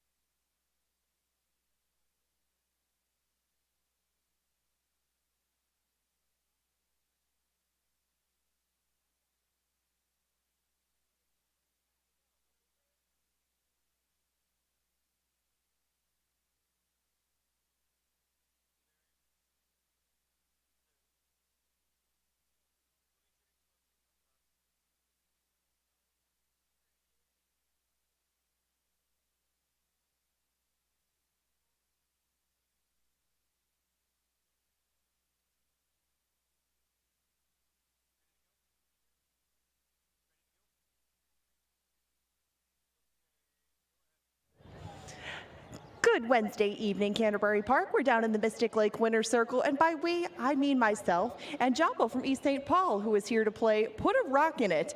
And Put a Rock in It is a very interesting game of skill. Do you have any qualifications, any sports that you play that would qualify you to throw foam diamonds into a track announcer's mouth? In high school, I used to throw foam diamonds off the top of the building, so am kind of uniquely qualified. So. Well, this should be very easy for you. If you can put a rock into Paul Allen's mouth, you win a daily double pack. It's some goodies for you to either use today at your experience or come back and join us at Canterbury Park. I see that you've been doing some practicing. And if you want to turn around and take your shot at it, I'll tell you what, if you can make a couple of them in, I'm going to donate $50 to Ruben Fuentes' GoFundMe. And we're going to see if we can up the stakes and make a little money for everybody. So take your best shot. I'll give you 2 at it. And I'll match it if you want, Ange. Absolutely, Pablo. Pressure's on, Joppo. Ooh, very, very close. Nothing in my mouth. One more. That counts. No, that counts. No, it doesn't count. Come on. So much for that high school diamond throwing equity. Take one more shot at it. Don't listen to him. You're doing Hold well. Hold on. You make this one $200 to Ruben Fuentes. Okay. All right. Let's do it. Please make it happen. And just paying it. Sure. Oh, Joppo, you gave it an excellent try. Good job, bud. Excellent try. Thank you for coming down to play here. A man of your skills is much appreciated with a game like this. Do you have a pick for the next race? Do you have any words for your adoring fans over here? She be glamorous. Oh, yeah. Good luck to you, She Be Glamorous, and thank you for playing. That was awesome. Hey, you get a prize.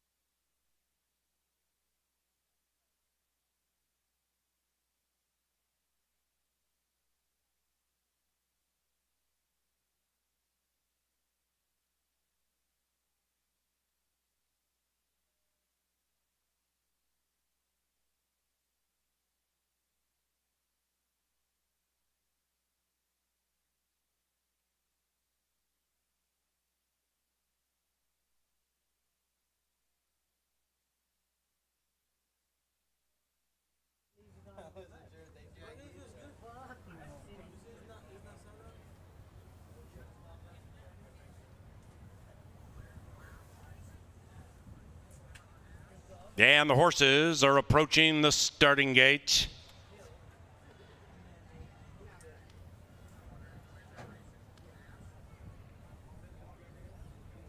Hey, before they get to the gate, Taste of Canterbury's second Taste of Canterbury is July 9th. Bourbon and Whiskey Smokehouse, bringing you everything from smoked meats to mac and cheese to flambe dessert station, and a classic taste of hot cinnamon bourbon apples served a la mode. That is Taste of Canterbury. It's July 9th. It is a one-of-a-kind culinary experience. Learn more and get tickets, CanterburyPark.com.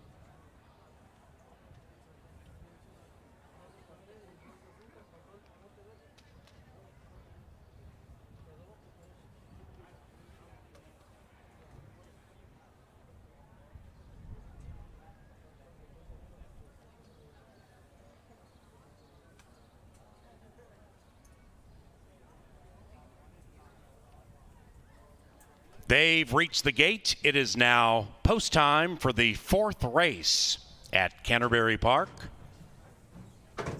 In to win, and Zeke Laura. They've gone in. She Be Glamorous, one of two Minnesotans in the race. Here is Mizana Kalinicki. The gray filly is Cougar. Turf time.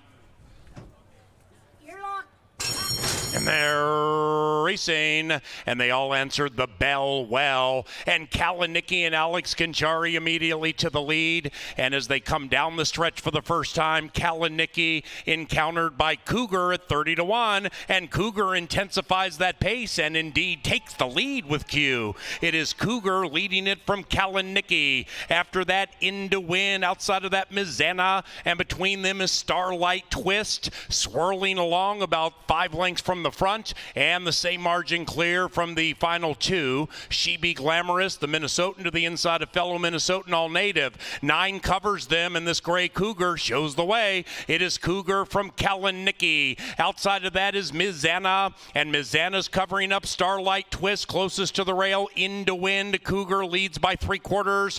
5-6 lengths after that, the Minnesotan She Be Glamorous to the inside of All Native, and they have less than a half mile to go. And Cougar, the long shot, continues to show the way. In second, Kalinicki at 2-1, right at the throat latch, and in fact, Kalinicki cuts, and Kalinicki and Conchari take the lead. Starlight Twist flashes out of the crowd to the outside of that gray, then it's Mizana. In to Win. She Be Glamorous is blocked, and All Natives on the move. Kalinicki leads it with 3/16 of a mile to go. Conchari pushes the button and is all over Kalinicki with a 3-length lead. In second is Starlight Twist. Outside of that, All Native. Then we come to She Be Glamorous chasing Kalinicki. And Kalinicki gets all the money at 2-1.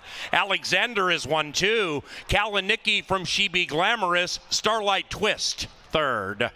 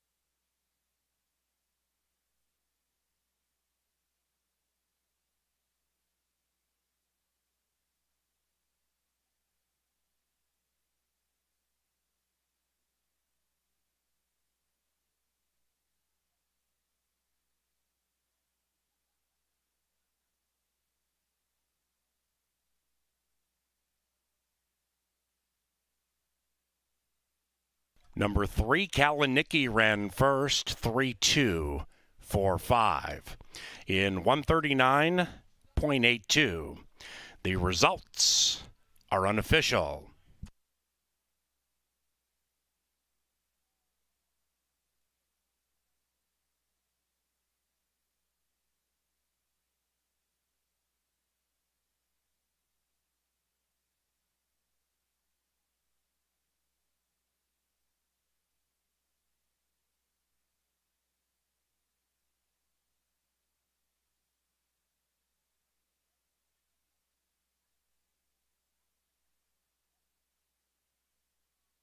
And the fourth race is official.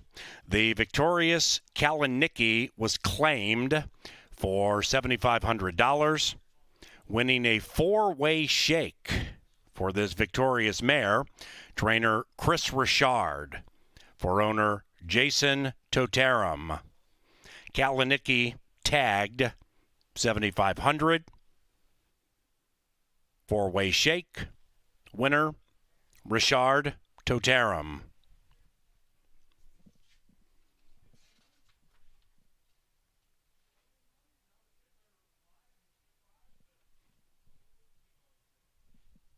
The post time pick for $31 and a nickel. Fifth race, 21 minutes from now. Number 7, Zoe's Delight, picked up by Alex Conchari. The fifth race is courtesy of Pepsi, the official soft drink provider of Canterbury Park.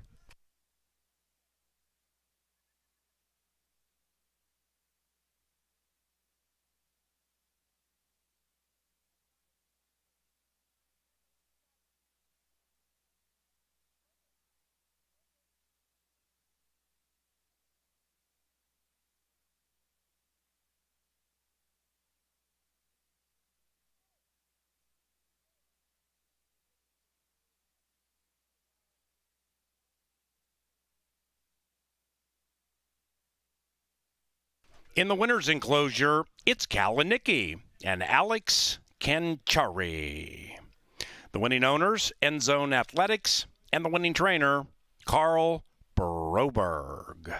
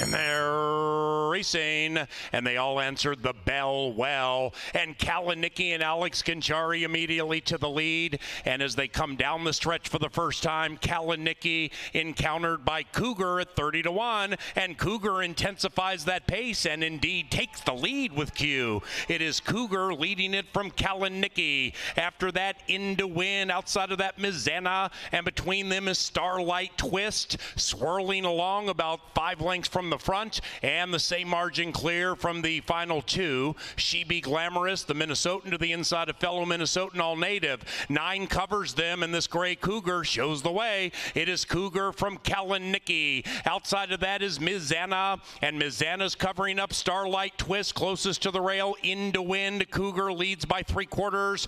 5-6 lengths after that, the Minnesotan She Be Glamorous to the inside of All Native, and they have less than a half mile to go. And Cougar, the long shot, continues to show the way. In second, Kalanicky at 2-1, right at the throat latch. And in fact, Kalanicky cuts, and Kalanicky and Conchari take the lead. Starlight Twist flashes out of the crowd to the outside of that gray. Then it's Mizana Into Win. She Be Glamorous is blocked, and All Natives on the move. Kalanicky leads it with 3/16 of a mile to go. Conchari pushes the button and is all over Kalanicky with a 3-length lead. In second is Starlight Twist. Outside of that, All Native. Then we come to She Be Glamorous chasing Kalanicky. And Kalanicky gets all the money at 2-1.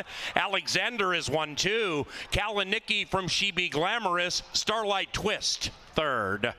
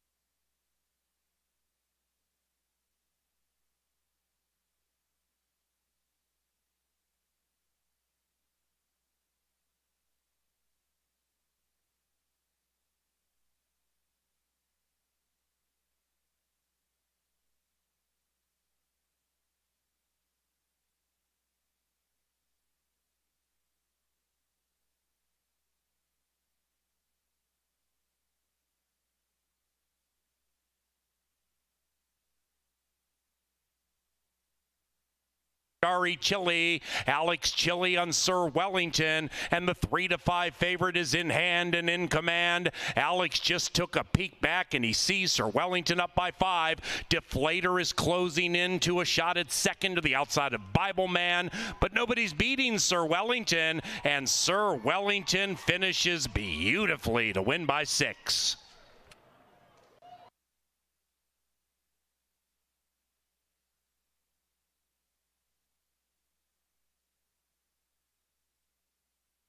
Number 16, 4 out of it, and that one's to the outside of Shaman's Prodigy, and they cut for the money in this maiden heat. It is Make Me Believe shaken up in resolute fashion by Roymus Chirinos. Outside of that, Eli's Girl, Miss Dutton flashing home on the inside. It still is Make Me Believe. Eli's Girl stabbing, but Make Me Believe too much at 3-5. 4.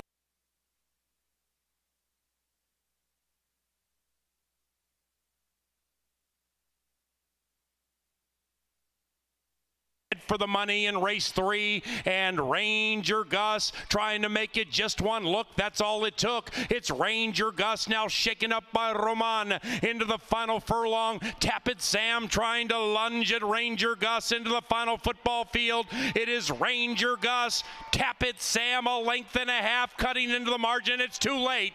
Mac Robertson has won 3 in a row. This one is Ranger Gus.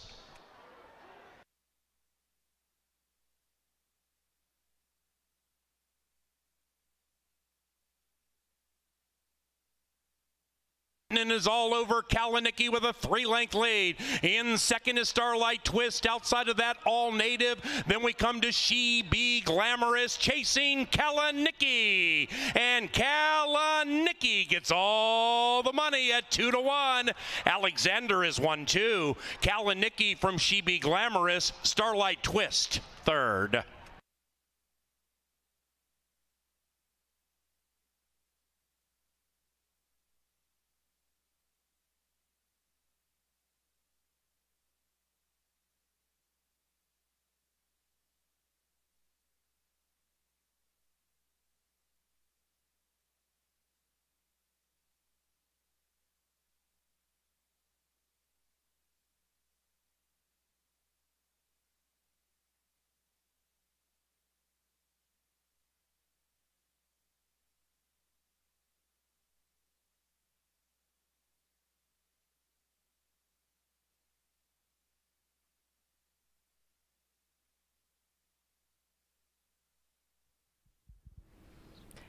Kalanicky with a very impressive, close to the front running effort. That concludes the post time pick 4.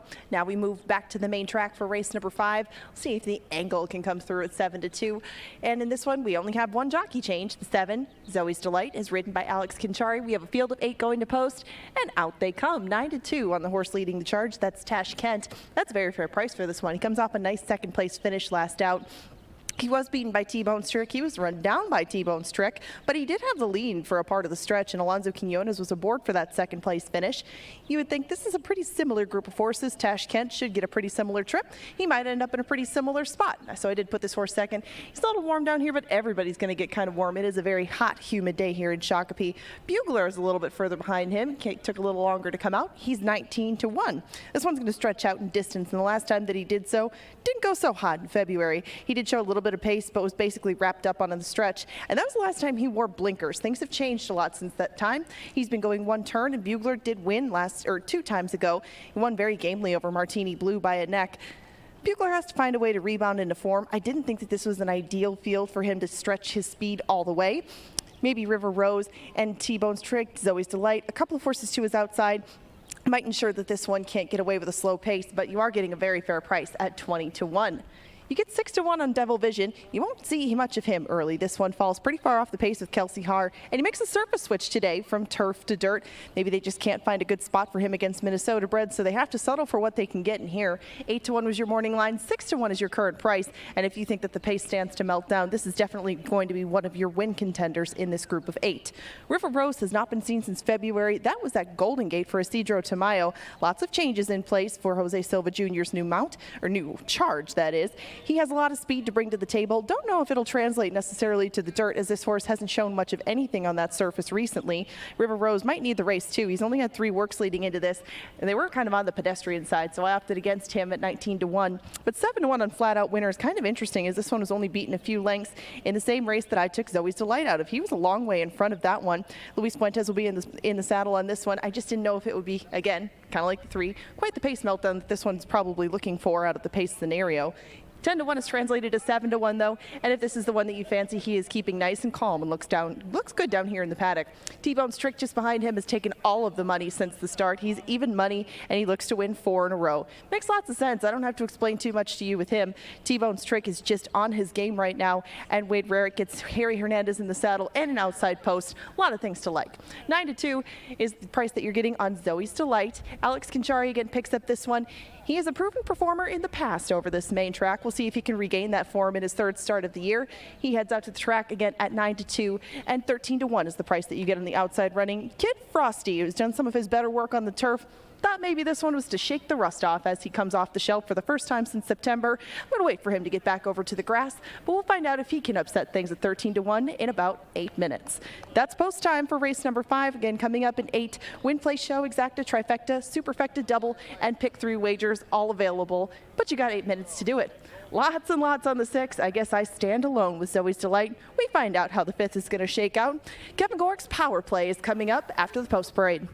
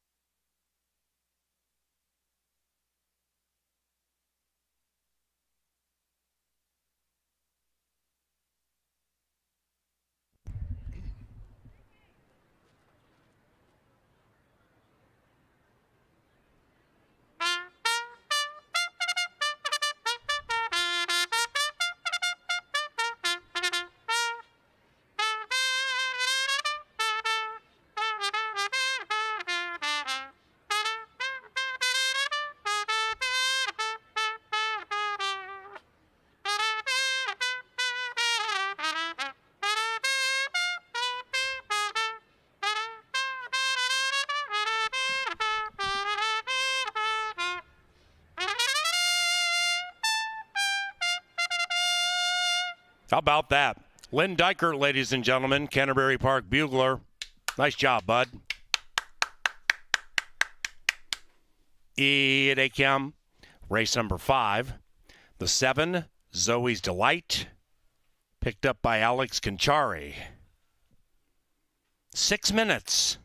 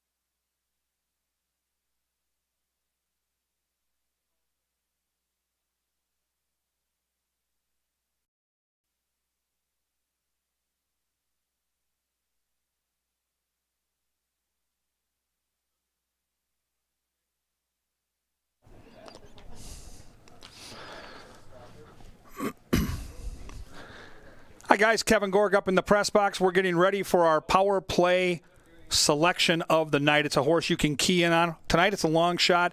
Maybe you want to pare down some of your daily double bets here. Maybe mix it into something exotic in that race. It's race 6, so it's the next race after this one. It's number 2, Mark and Greeley. Let's take a look at the past performances. I'm always looking for trends I can pick up on and maybe something that can allow us to find some value. And what I see is a trainer here that's usually around 10 to 20%, but I see second time off the layoff, a gaudy 30% winners. That is important. Then we look at what happened last year. Here's the layoff. Here's the first start at Canterbury. Nondescript 6th. And then second off the layoff, boom, comes flying late. 37-1, gets beat by only a length. Layoff, start, nondescript. But by the way, this is a $20,000 claiming race. Look who this horse ran against last time. Agent Peter Graves. And this is Agent Peter Graves' next start after running against Mark and Greeley.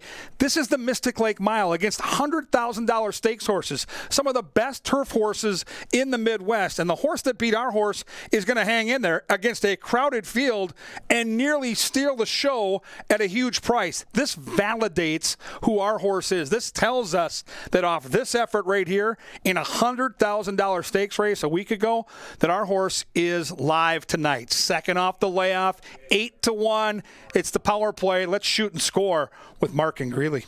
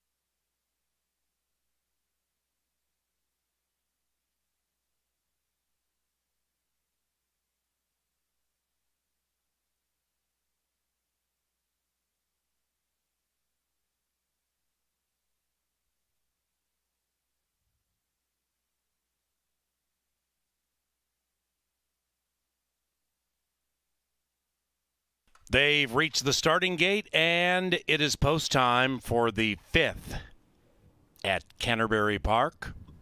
It is the pick 5 penultimate. T-Bone's Trick looking to extend a winning streak to 4 to 5. Bugler.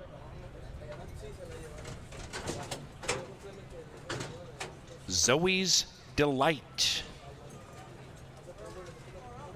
Devil Vision and Kelsey. Get Frosty. Two back.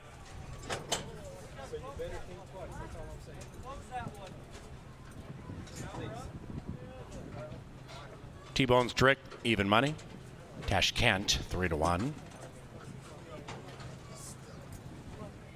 Get Frosty, last in.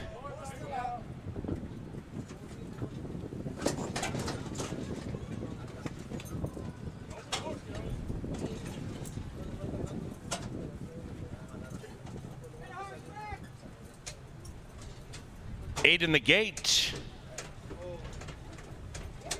And they're racing. Number 3, Devil Vision, came off anything but heavenly and is a good 10 lengths from the lead. Tash Kent pops nicely. Tash Kent and River Rose flash speed, and River Rose takes the lead with 7 furlongs to go. Outside of that one, Zoe's Delight, the Minnesotan, keen to go. And as they go around the corner for the first time, River Rose at 8 to 1 flows to the lead by 2, racing well off the inside. Tash Kent is next to the inside of T-Bone's Trick, looking to win 4 in a row. 4 out of it. 1.5 clear from Bugler on the stretch out. Then we come back to a recovering Devil Vision, rallying to the inside of Flat Out Winner, and Kid Frosty off the long layoff is 13 lengths rearmost. Up the barn side into the far turn, and River Rose shows the way from Zoe's Delight. Tash Kent behind them. After that, Bugler is attempting to pass T-Bone's Trick. T-Bone's coming under a ride, but he is closing in. Then we come back to Flat Out Winner. Up goes Zoe's Delight nicely.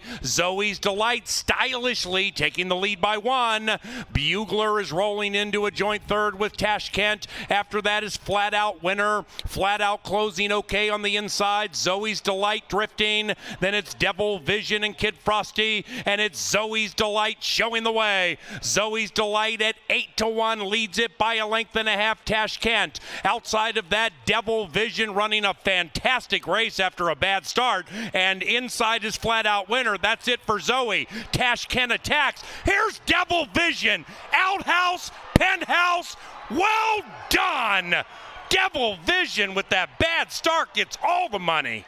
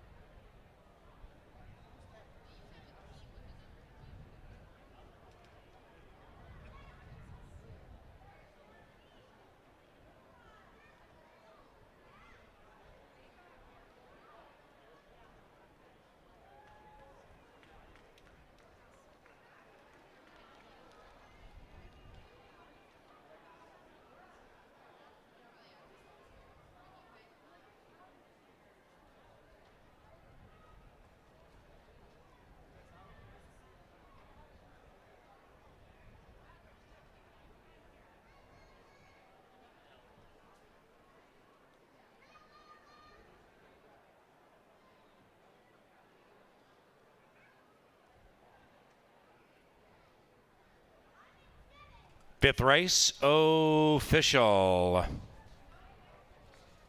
Big time effort by Devil Vision into the winner's enclosure with Kelsey Haar. Clint Stewart is the winning trainer, Todd Lieber the winning owner, and Todd also bred Devil Vision in Minnesota. The winner is a 5-year-old brown gelding by Pollard's Vision out of Friend O' the Devil. Super effective 53 and change, pick 348.20. It was 3157. 28 for the exacta, 58 and change for the try. Race number 6, 20 minutes from now. Number 3, I'm Crenshaw, is picked up by Luis Valenzuela. Turf course firm. Race number 6 takes off about 7:40 Central. And race number 6 is courtesy of Gallagher, putting your business and your people at the center of everything they do via AJG.com.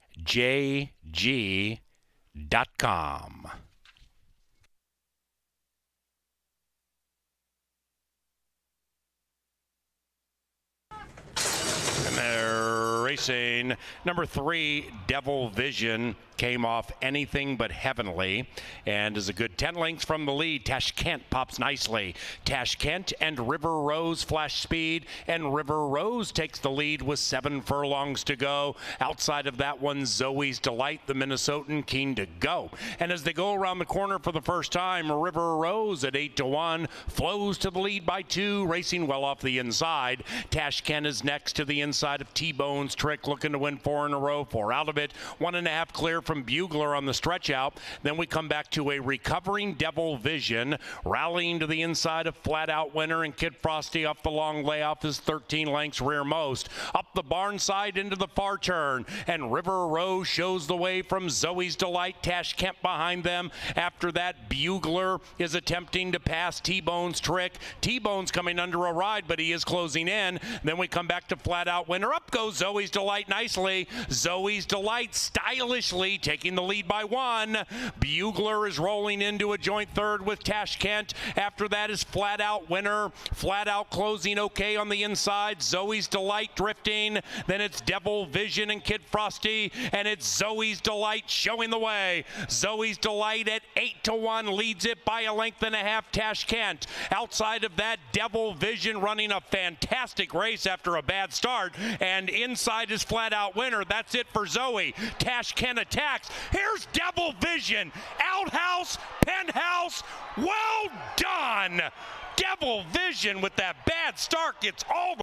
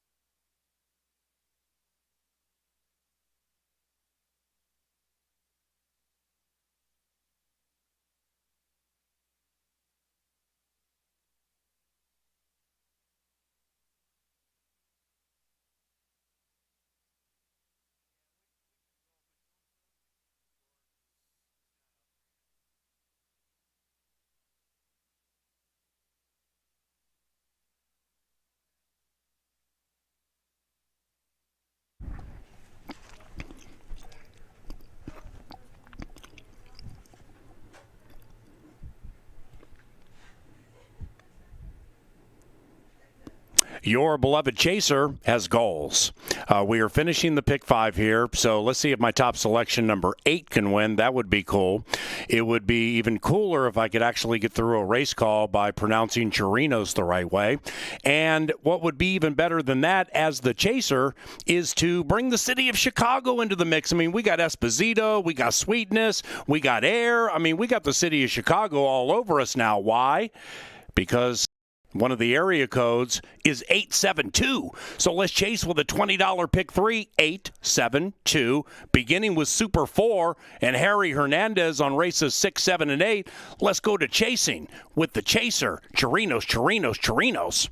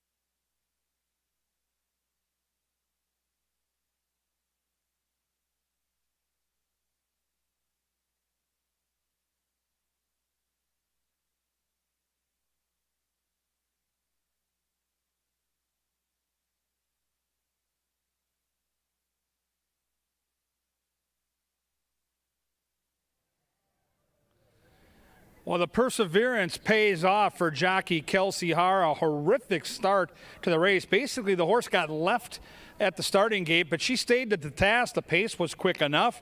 And how about Devil Vision making up all that ground, coming wide like a slingshot down the Canterbury stretch. We finally get an upsetter on this card, and it's right in the middle of the pick 5.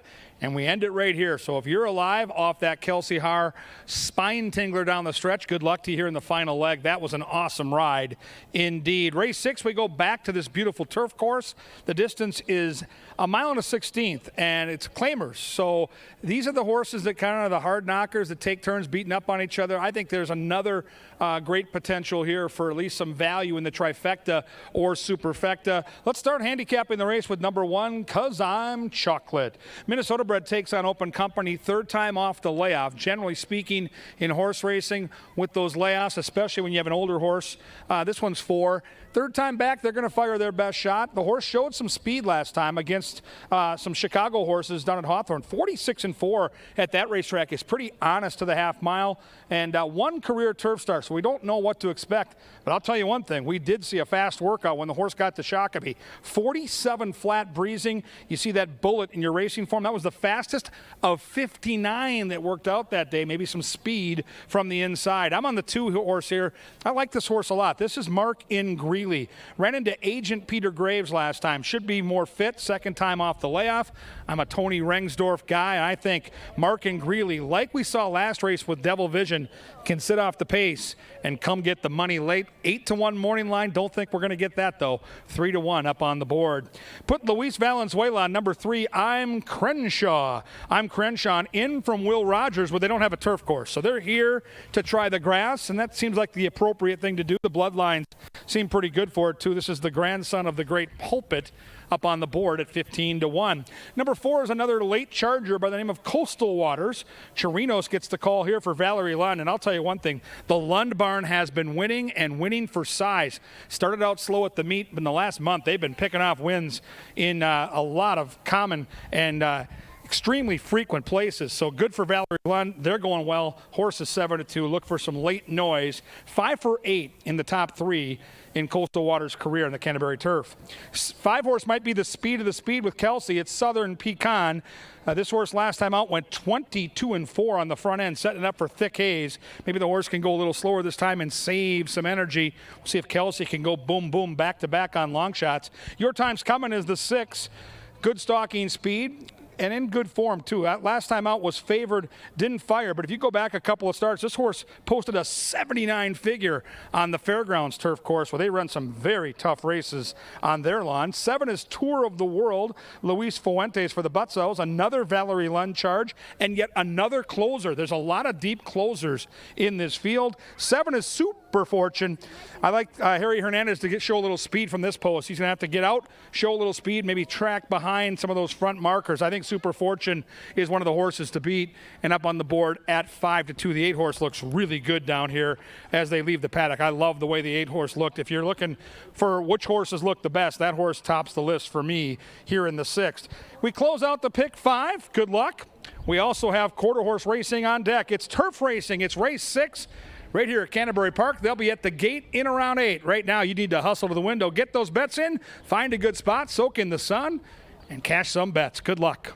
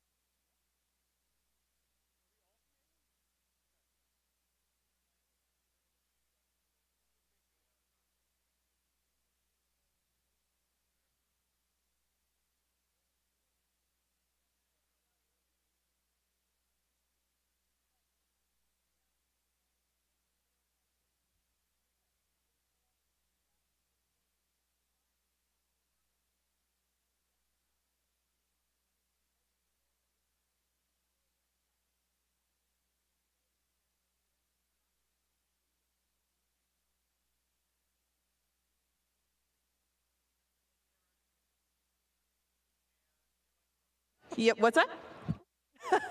We're down in the Mystic Lake Winner's Circle, and I have 2 contestants tonight that are ready to try to play a little cornhole behind me. It's the beanbag toss, brought to you by Jim Beam. Now I have Scott. And Ross. my goodness, Ross certainly wins one of the battles, and you two are going to be duking it out. I understand that there's some heavy stakes on the line between the two of you. Do you have any words before you begin this battle with the beanbags? I don't need to compensate with a deep voice, so I feel pretty good for it right now. Ross, rebuttal. That was way too complicated. Just do less. Okay, you guys have heard the rules, and whoever gets the most in the hole or gets the closest gets a daily double pack. That's some goodies for now and some goodies to come back. So whenever you are ready, take your tosses, gentlemen. Okay, you've done this before. That's pretty close. Ross, as expected, a little too much firepower on it. Ooh, okay. Get it in there. Ross, you are so close. Okay, we got one on the board.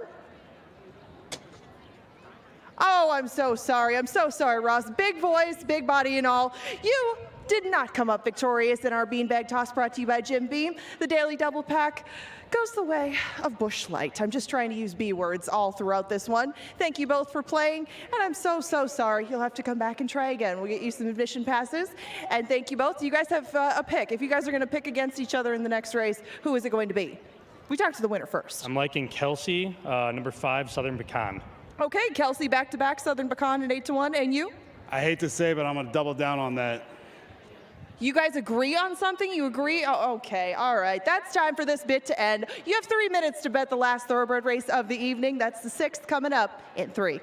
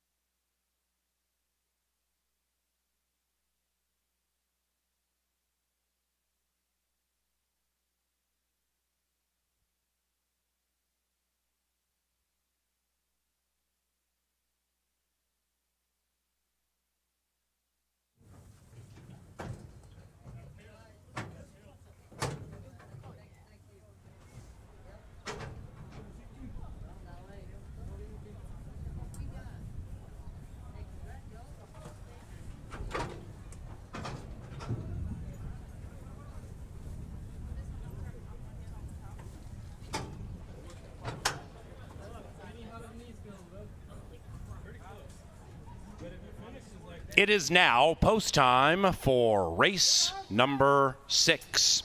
And Super Fortune is the last in line.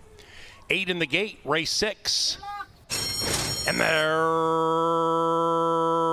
racing.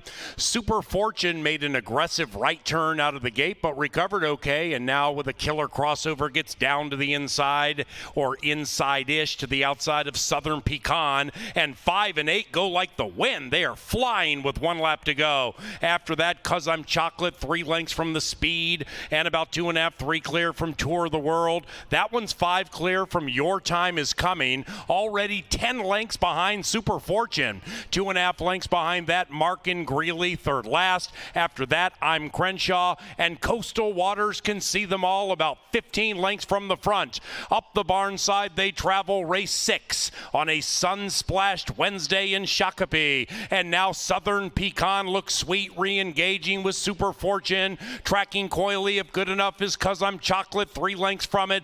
5 after that to Tour of the World, covering up Your Time's Coming, who's moving in. Markin Greeley gets a good trip, 8 lengths out of it. A mile clear from I'm Crenshaw, and still nothing from Coastal Waters. Super Fortune still in a breakneck battle. Super Fortune to the inside of Southern Pecan. Right outside of that, Your Time Is Coming is charging on. 'Cause I'm Chocolate is beginning to melt in the heat. That one's to the inside of Tour of the World. Markin Greeley making a good move behind 3. Then it's Coastal Waters, 10 out of it. Super Fortune feeling the heat from that pace battle, and up goes Your Time Is Coming. Outside of that, Markin Greeley, and Tour of the World circumnavigates into action. Your Time Is Coming, desperately trying to hold on. Markin Greeley, Coastal Waters late, and it is Your Time Is Coming to prevail. Tight photo for second between 2 and 4.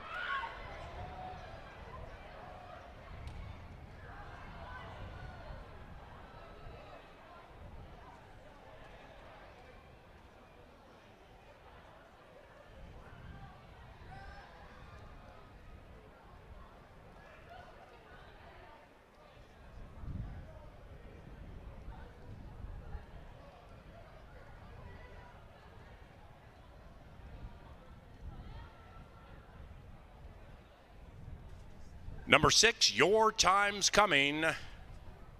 First. Photo for the rest.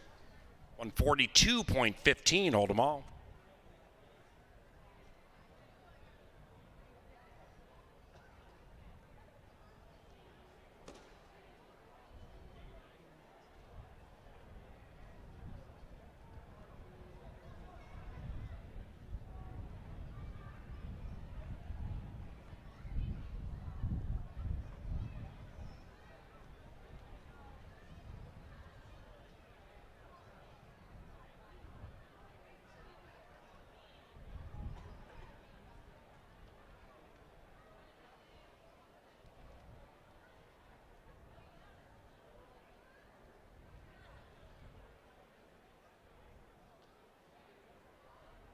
The numbers 6247.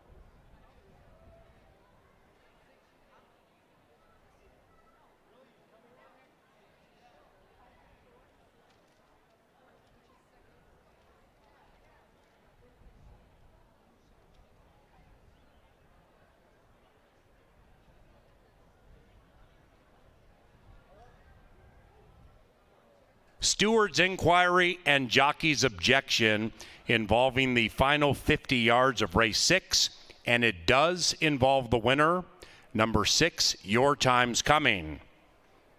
Once again, we have a steward's inquiry and a jockey's objection into right around the final 75, 100 yards of race number 6, which you see on TV monitors now. The rider of number 2, Markin Greeley, Ezekiel Laura is claiming Lindy Wade and Your Time's Coming fouled them in deep stretch. Now the stewards have posted an inquiry and we have a jockey's objection. So the stewards are determining if anything transpired between 6 and 2 that cost number 2 a victory in race 6. Stand by.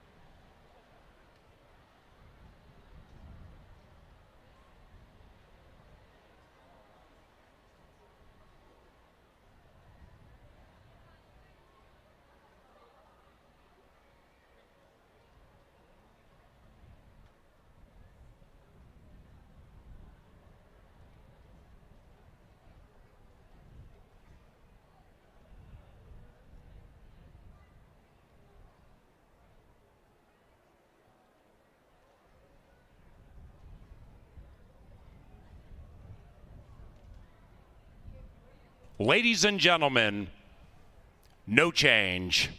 No change to the final order of finish.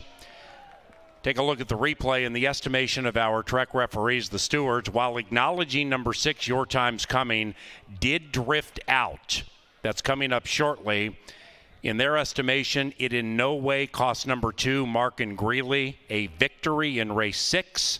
And Your Time's Coming, drifting out, did so while clear of number 2, Mark and Greeley. So 6-2-4-7, soon to be official. Into the winner's enclosure, Your Time's Coming, and Canterbury Park's Salt of the Earth, jockey Lindy Wade. Your Time's Coming is owned by Dan Lynch, and the winning trainer, Gary Shear.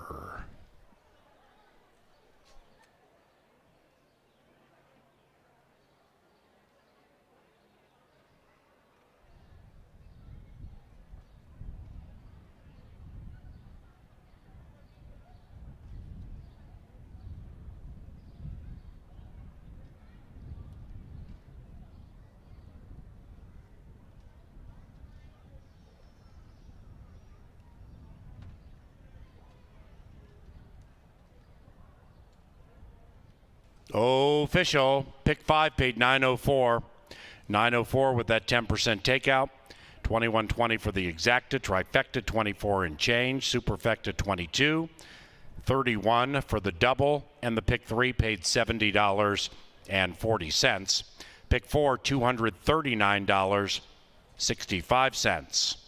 Seventh race begins the quarter horse pick 3 on the final 3 live races this evening. No scratches, no rider changes. Racing at Canterbury is provided in part by Quick Trip. Once again, ladies and gentlemen, this Sunday we have our annual fireworks extravaganza following the horse racing. We have all of our Pepsi Family Day activities, and Sunday we begin at 4 o'clock. Racing Sunday at 4 p.m.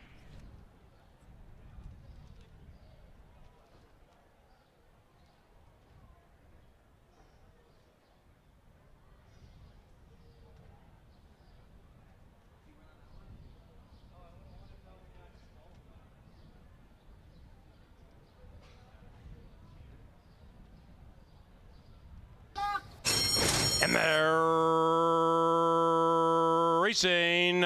Super Fortune made an aggressive right turn out of the gate, but recovered okay, and now with a killer crossover gets down to the inside, or inside-ish to the outside of Southern Pecan, and 5 and 8 go like the wind. They are flying with 1 lap to go. After that, 'Cause I'm Chocolate, 3 lengths from the speed, and about 2.5, 3 clear from Tour of the World. That one's 5 clear from Your Time Is Coming. Already 10 lengths behind Super Fortune. 2.5 lengths behind that, Markin Greeley, third last. After that, I'm Crenshaw, and Coastal Waters can see them all about 15 lengths from the front. Up the barn side they travel, race 6 on a sun-splashed Wednesday in Shakopee. And now Southern Pecan looks sweet, re-engaging with Super Fortune. Tracking coyly if good enough is 'Cause I'm Chocolate, 3 lengths from it.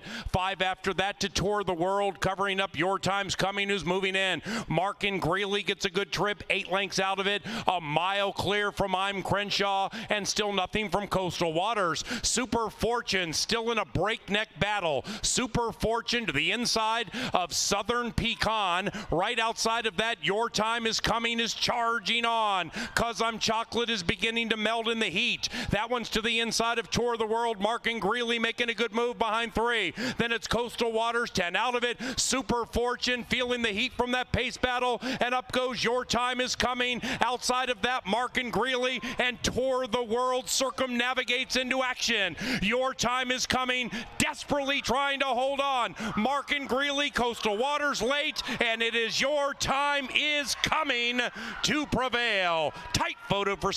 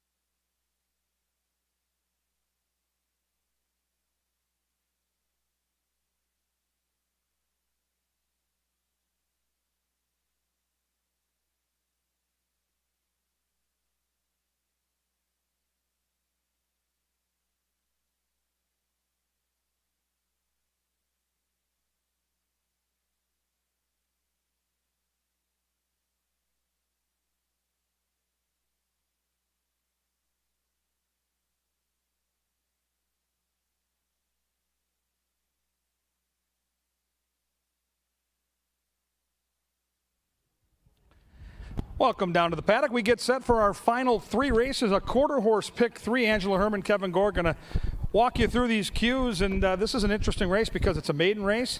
It's got a nice purse, too, with the Minnesota breds trying for $19,000. And Angela, look at the betting board right now, and I'm liking what I'm seeing because the horse that I'm on, Trippin' Guns, is 6-1. I'm not quite sure why this horse is 6-1.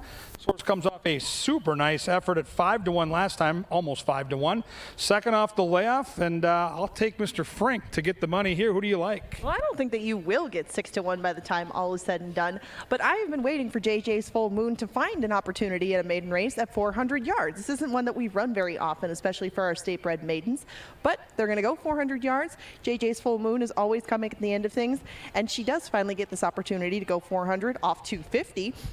She did almost get there that day. She did it below even money, but Escobedo hops aboard. Tyler Stein is the trainer for the second time now, and JJ's Full Moon is 3-1. That's fair. I'll take it, and I think that this is one of maybe a field who are a little more questionable that will handle all of this distance. Yeah, both of us have the 2, the 4, and the 7 just in a different order, but the 4 is the horse that the people early on here have fallen in love with, and I can see it in the paddock. This is a gorgeous looking racehorse here with the sun beating down on us.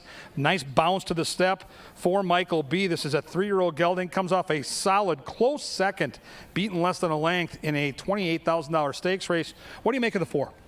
Well, it's kind of an interesting derby because, I mean, obviously he broke well. He did everything fine, but the big favorite blew the break that day, and he just kind of, did his job at that point. Came up second that day, was fourth a little bit early, was oncoming at the end, so obviously 400 will suit him very well, too. I took him in second, thinking that he would take all the money that he is right now, and he's 3-2. He's getting a little riled up out here, but nothing bad, just showing some energy to race, and it's only his 3rd start, so there's probably room to improve. I could see why he's the favorite. If there's a double-digit horse that you want to mix into your exotics, it might be the 5. It is for me at 13-1. Ed Ross Hardy, the trainer, he's a Hall of Famer. Kuros gets the call. I like the sharp improvement from start 1 to start 2, and it looks like a horse that can handle the extra ground. I like the way the gray is behaving down here. 13-1 is a fair price. Any other horse that catches your eye down here? I think they're all behaving fairly well. Trippin' Guns just made a circle towards us, but I agree with you on the 5. He makes a nice impression down here, and this is another one with a little bit of a light experience tab. Only 2 starts thus far for Frio Saving Interest, and there was a big step forward from start 1 to start 2. 11-1 is not bad at all. And don't sleep on Jerry Livingston on the outside, one of our favorite trainers here at the park. And yeah, that 8 horse looking really good down here with Kelsey Haar. We'll see if that horse can sneak into the trifecta for the mouse up in the press box. It's quarter horses going 400 yards. It's Minnesota bred boys and girls. If you're here at the track, get out to that grandstand apron. You watch these horses bust out of the gate and stampede down the stretch. It is breathtaking. Quarter horse racing, race number 7. It's all coming up and coming at you in about 10 minutes. Good luck.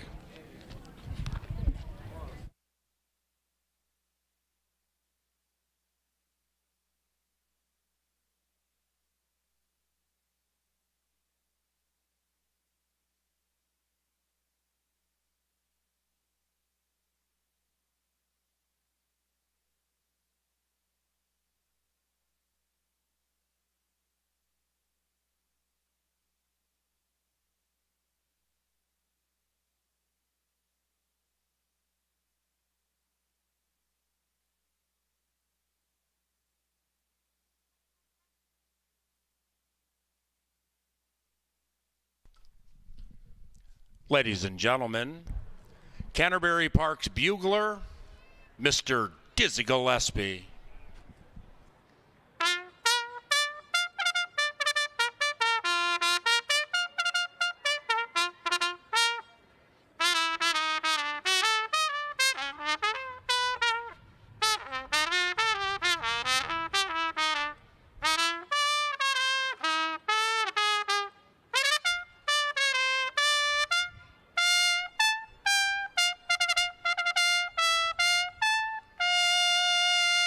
Lynn Dykert, genuine article, salt of the earth. 7th race, 8 minutes from now, no scratches.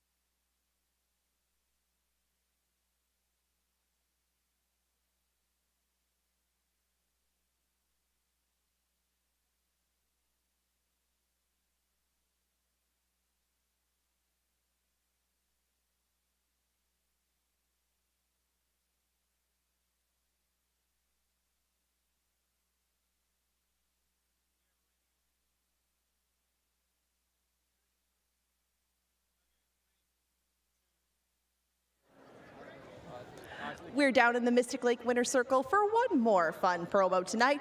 This is the Horseshoe Toss. I have 3 lucky contestants off to my right, hoping that they're lucky at pitching horseshoes.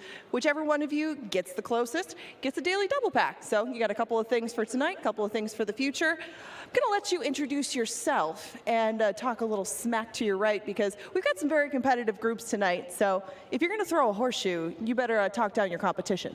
Who's first? My name is Ian. I'm feeling pretty good. Can't say I've ever done this, but it can't be that hard, and I don't know how strong my competition is. Well, if height is an advantage, you have it on all of us. So get on out there and see if you can get a ringer. Now, how do you guys know each other? Are you guys friends? Are you guys related? What's the relation here? We all go to school together, and he's from Minnesota, so we're just visiting him, hanging out, you know.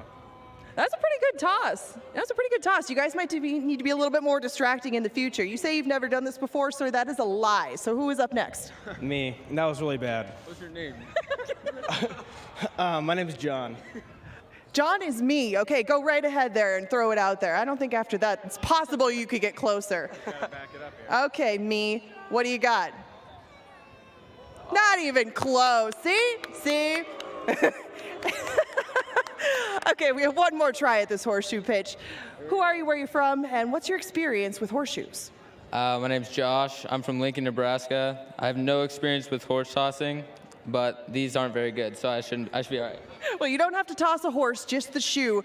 So make Lincoln proud and get a ringer.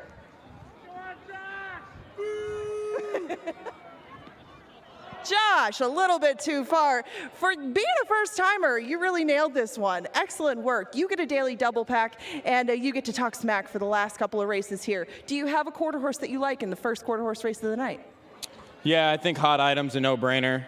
I've been watching film. He's hot out of the gate, tied around the turns, and feeling good. Number 1's free money. Okay, there you go. The rail horse from the winner of our horseshoe pitch. Thank all of you for being down here. Nice work by all of you. 2 more minutes to bet race number 7. The final pick 3 of the evening is coming up here, and your current 9 to 5 favorite is Michael B.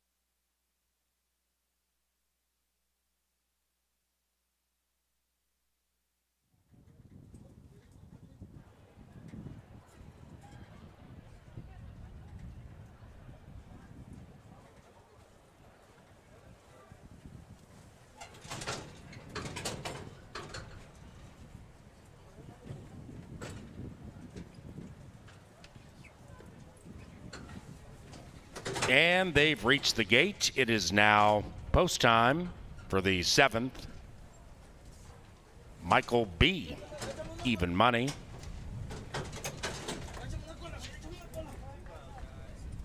Michael B. next in line.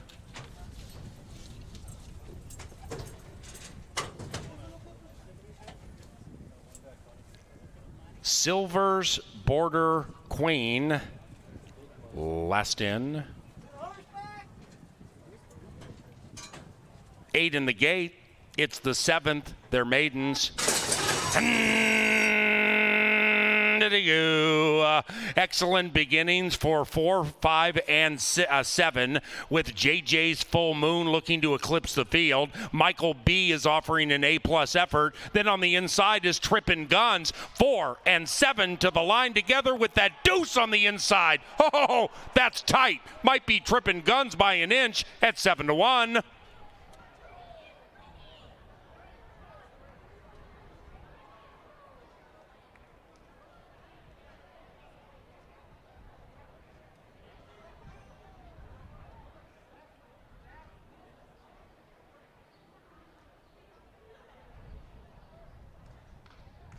Photo!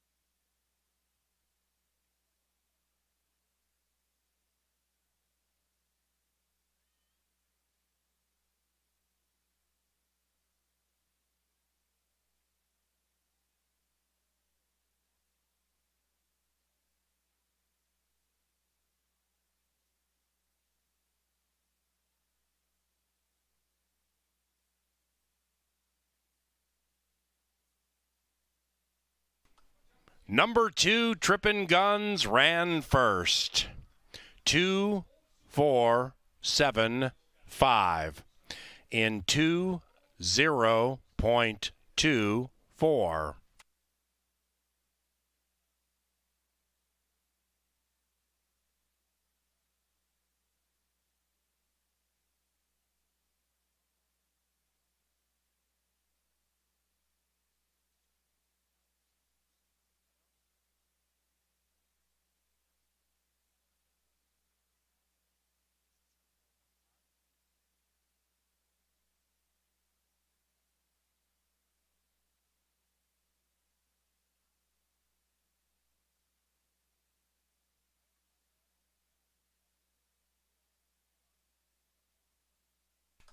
The 7th is official. Exacta 17.10, trifecta $14.30, superfecta $5 and change. Pick 3 from race 5, $118 and change. That 6-2 double paid nearly $20 for a buck. 8th race is the Wednesday penultimate. No scratches.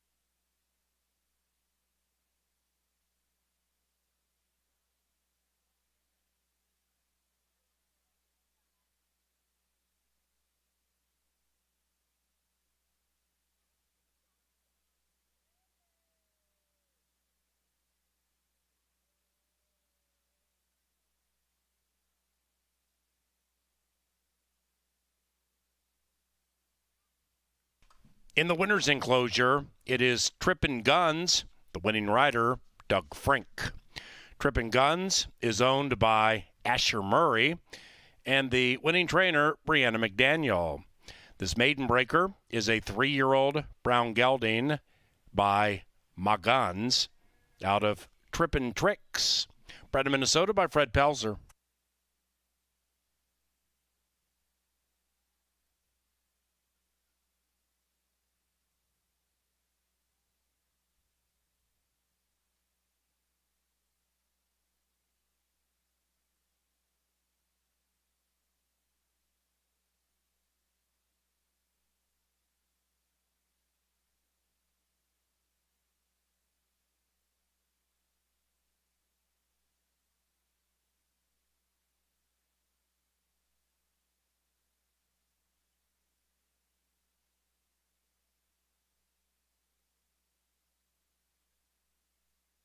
Maidens.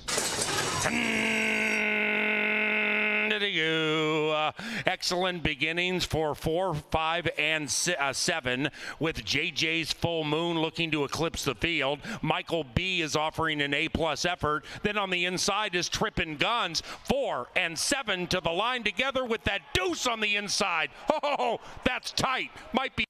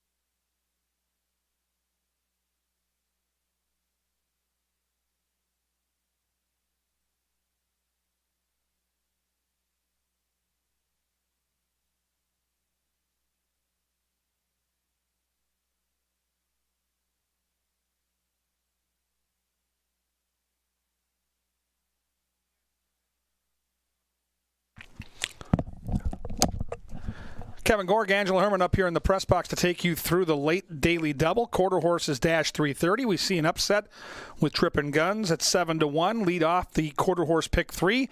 We'll see if we can find some value here, Ange. Looking at the early betting, I think the early money kind of suggesting exactly what at least I saw on paper when this race was first handicapped by me about 72 hours ago. I thought Flinging Pain was in a great spot for victory. Has photoed the last 3 times. 1 win, a couple of losses. Sharp right now.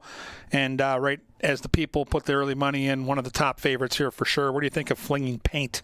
Well, I think Flinging Paint has definitely improved with age. I mean, he seems to get out of the gate a little bit better than he used to. It's still not like a strength of his. He's not one that absolutely pops the gate, but Flinging Paint can definitely recover a lot quicker and can get involved in the mix. And if, hey, that 2 holes where you want to be, Flinging Paint is in the right spot. He's your current 2-1 favorite. Now, you did not use my top choice anywhere making drama, but he is taking some money. And I want to know if, you're trying to adjust for the late double or something like that, what is the case that you make for making drama? Well, Making Drama did have trouble last time, ducked in at the start, and that inside post position is no bargain. So moving back out to post number 4, second time off the layoff, showed talent last year. Luis Valenzuela, I think, is one of those jockeys I trust getting horses to pop that gate. So I think your 4 is live. I thought this race was wide open. I think the biggest news might be the fact that Escobedo is riding for Jason Olmstead, and they're not favored. In fact, they're 5 or 6-1 in the 1. That is breaking news. When a trainer's popping at the percentages that Olmstead is, and they open up at 6-1. Why? Why is the 1 horse such a big price? Well, he wasn't really flattered by the finish of JJ's Full Moon, kind of finishing up in the same spot in our 7th race tonight. Avery's Rocket just barely got up by a neck, and I think the expectations on this one were put inordinately high because of his talented older siblings. Dickie Bob, who is still running, and we'll see at Prairie Meadows in the next week. Avery's Rocket, maybe not up to par with that. I think the rail is the main drawback against him. A lot of these exit a race that the Minnesota Moon won, who comes from that same stable. EO's Political Bunny, number 6, did finish second that day, but Making Drama didn't just duck in. I mean, he really veered in. I'm surprised the starter just kept on walking because Making Drama made a beeline for him. He was in front of most of these, a good part of that race, backed up understandably, but I think with that race behind him, Making Drama is one that can improve big time with a different post and just a little bit more seasoning of this year. I take it 4, 2, and 6. I'm with the Track Phantom. You, along with many others, have Flinging Paint on top. We find out in 9 minutes who is going to start off victorious in this late double.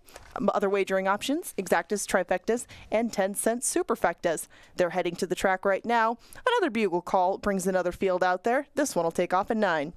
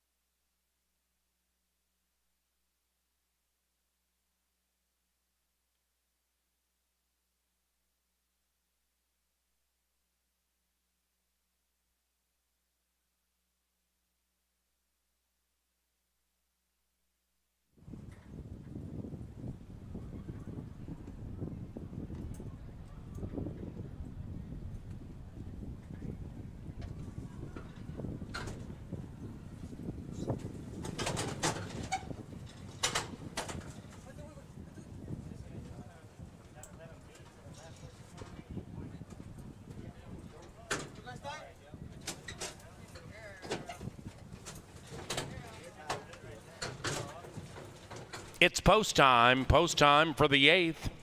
And 5 of the 7 have gone in. Avery's Rocket, Flinging Paint, Making Drama, Favorite Grandma, EOS, Apolitical Bunny,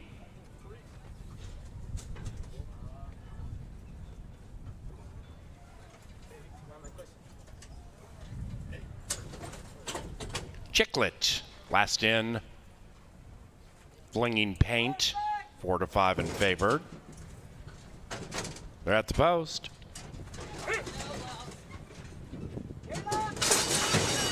In the end, they're off.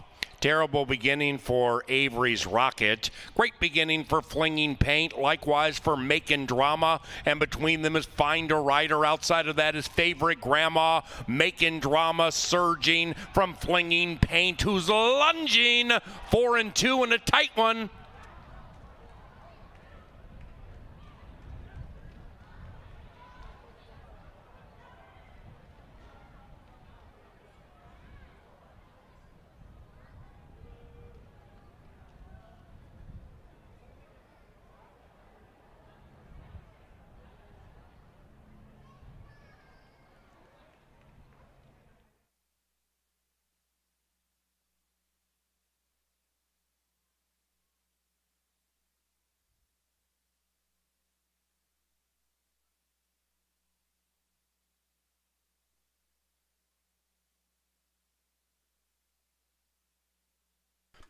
Ladies and gentlemen, an inquiry into the start of race 8, specifically number 1, Avery's Rocket. The stewards are going to take a peek at the start of number 1, Avery's Rocket, to make sure he was given a fair chance to race.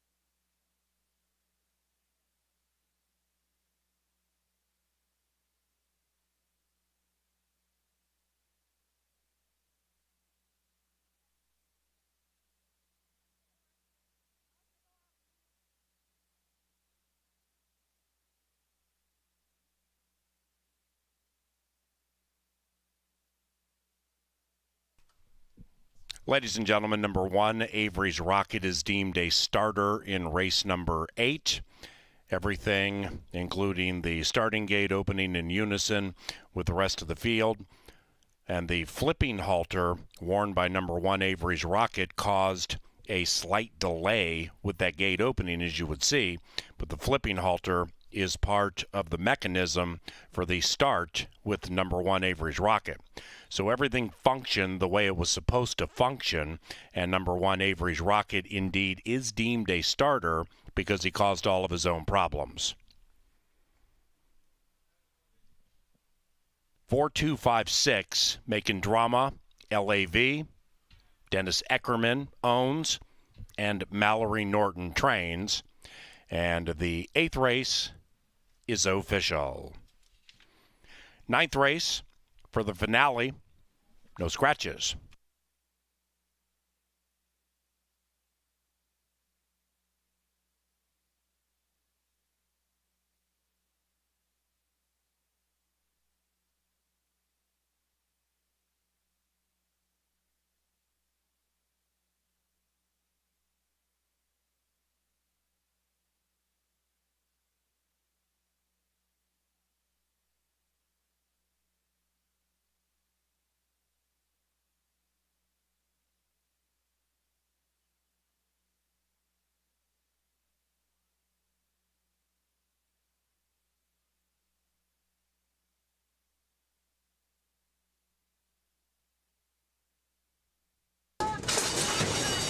And they're off.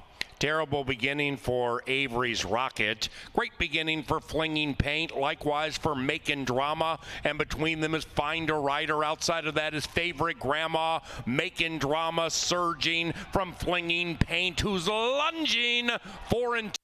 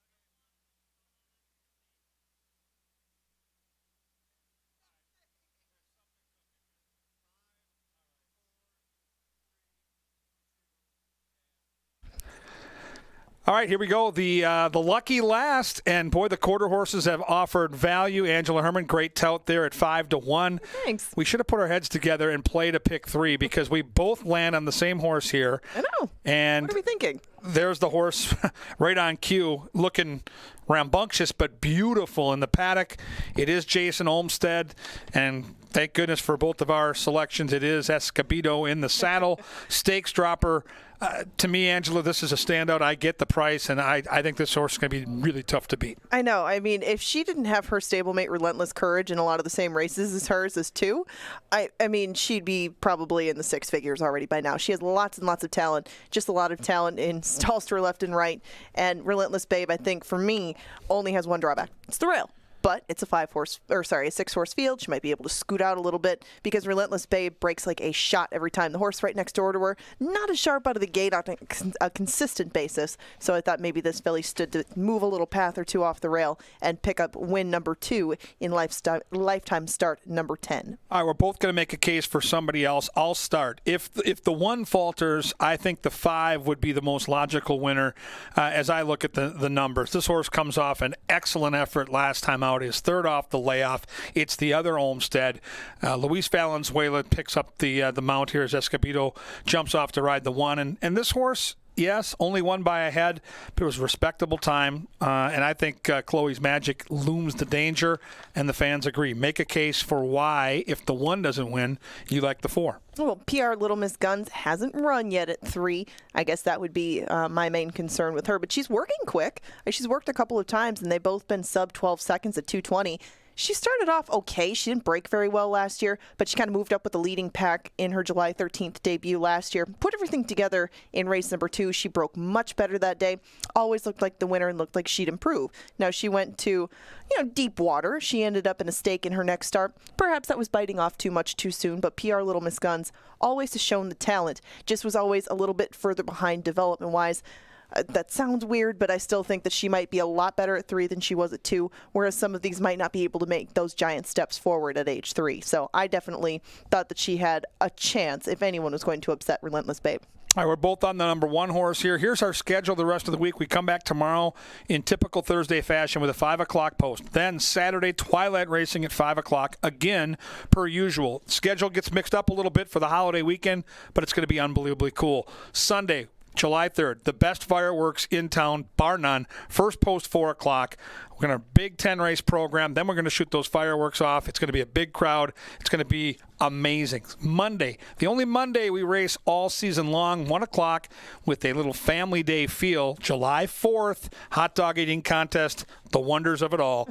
Thursday 5, Saturday 5, Sunday 4 p.m., Monday 1 p.m. CanterburyPark.com for a good deal on tickets and all the information. Right now, you see the selections. For Angela Herman, I'm Kevin Gore. Good luck in the lucky last.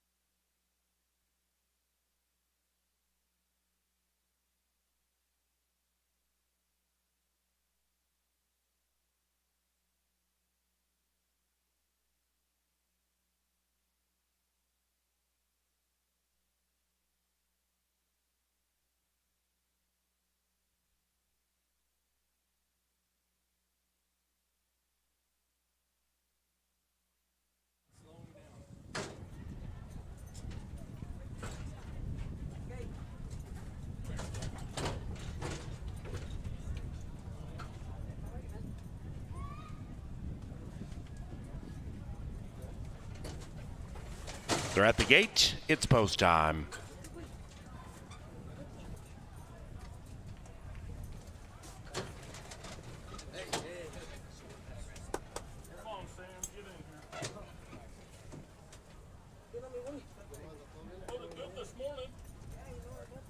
One out. She's a tough soldier. Last in. The six-pack ready to roll. And they're racing. Awkward beginning for Chloe's Magic. The stablemate, Relentless Babe, put two on the field. And from the center, PR Little Miss Guns. And between them, DB Quick Sam chasing the one. Who's number one?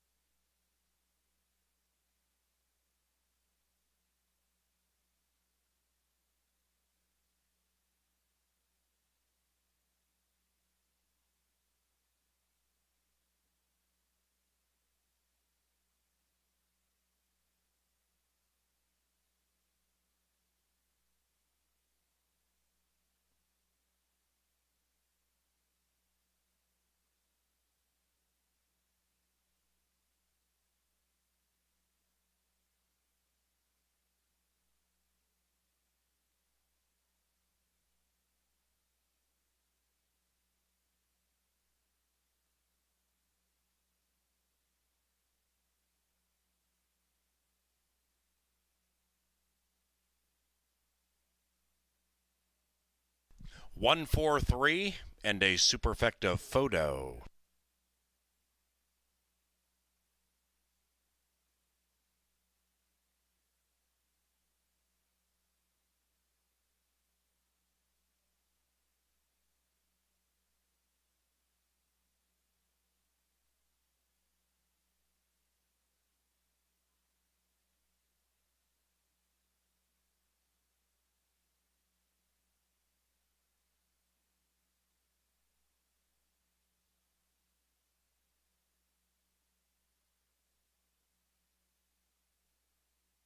Chloe's Magic fourth.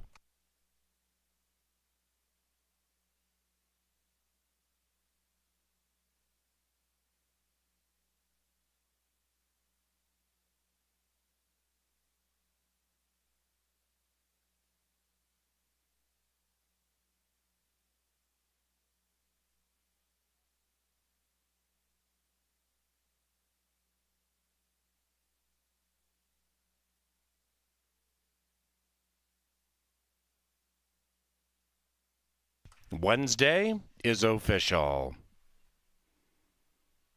The final pick three, $39.95.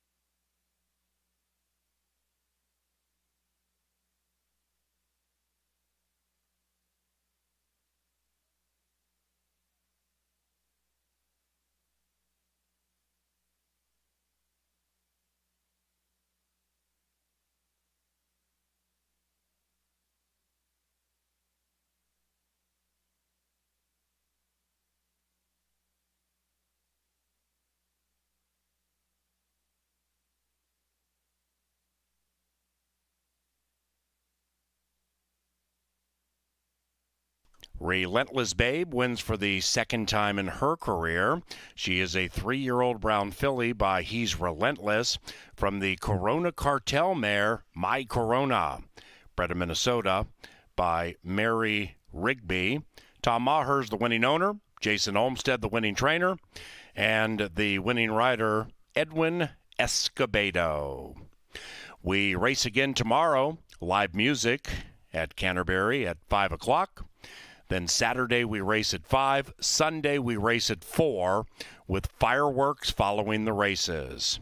Thank you for joining us. And if you're leaving Canterbury, please drive safely.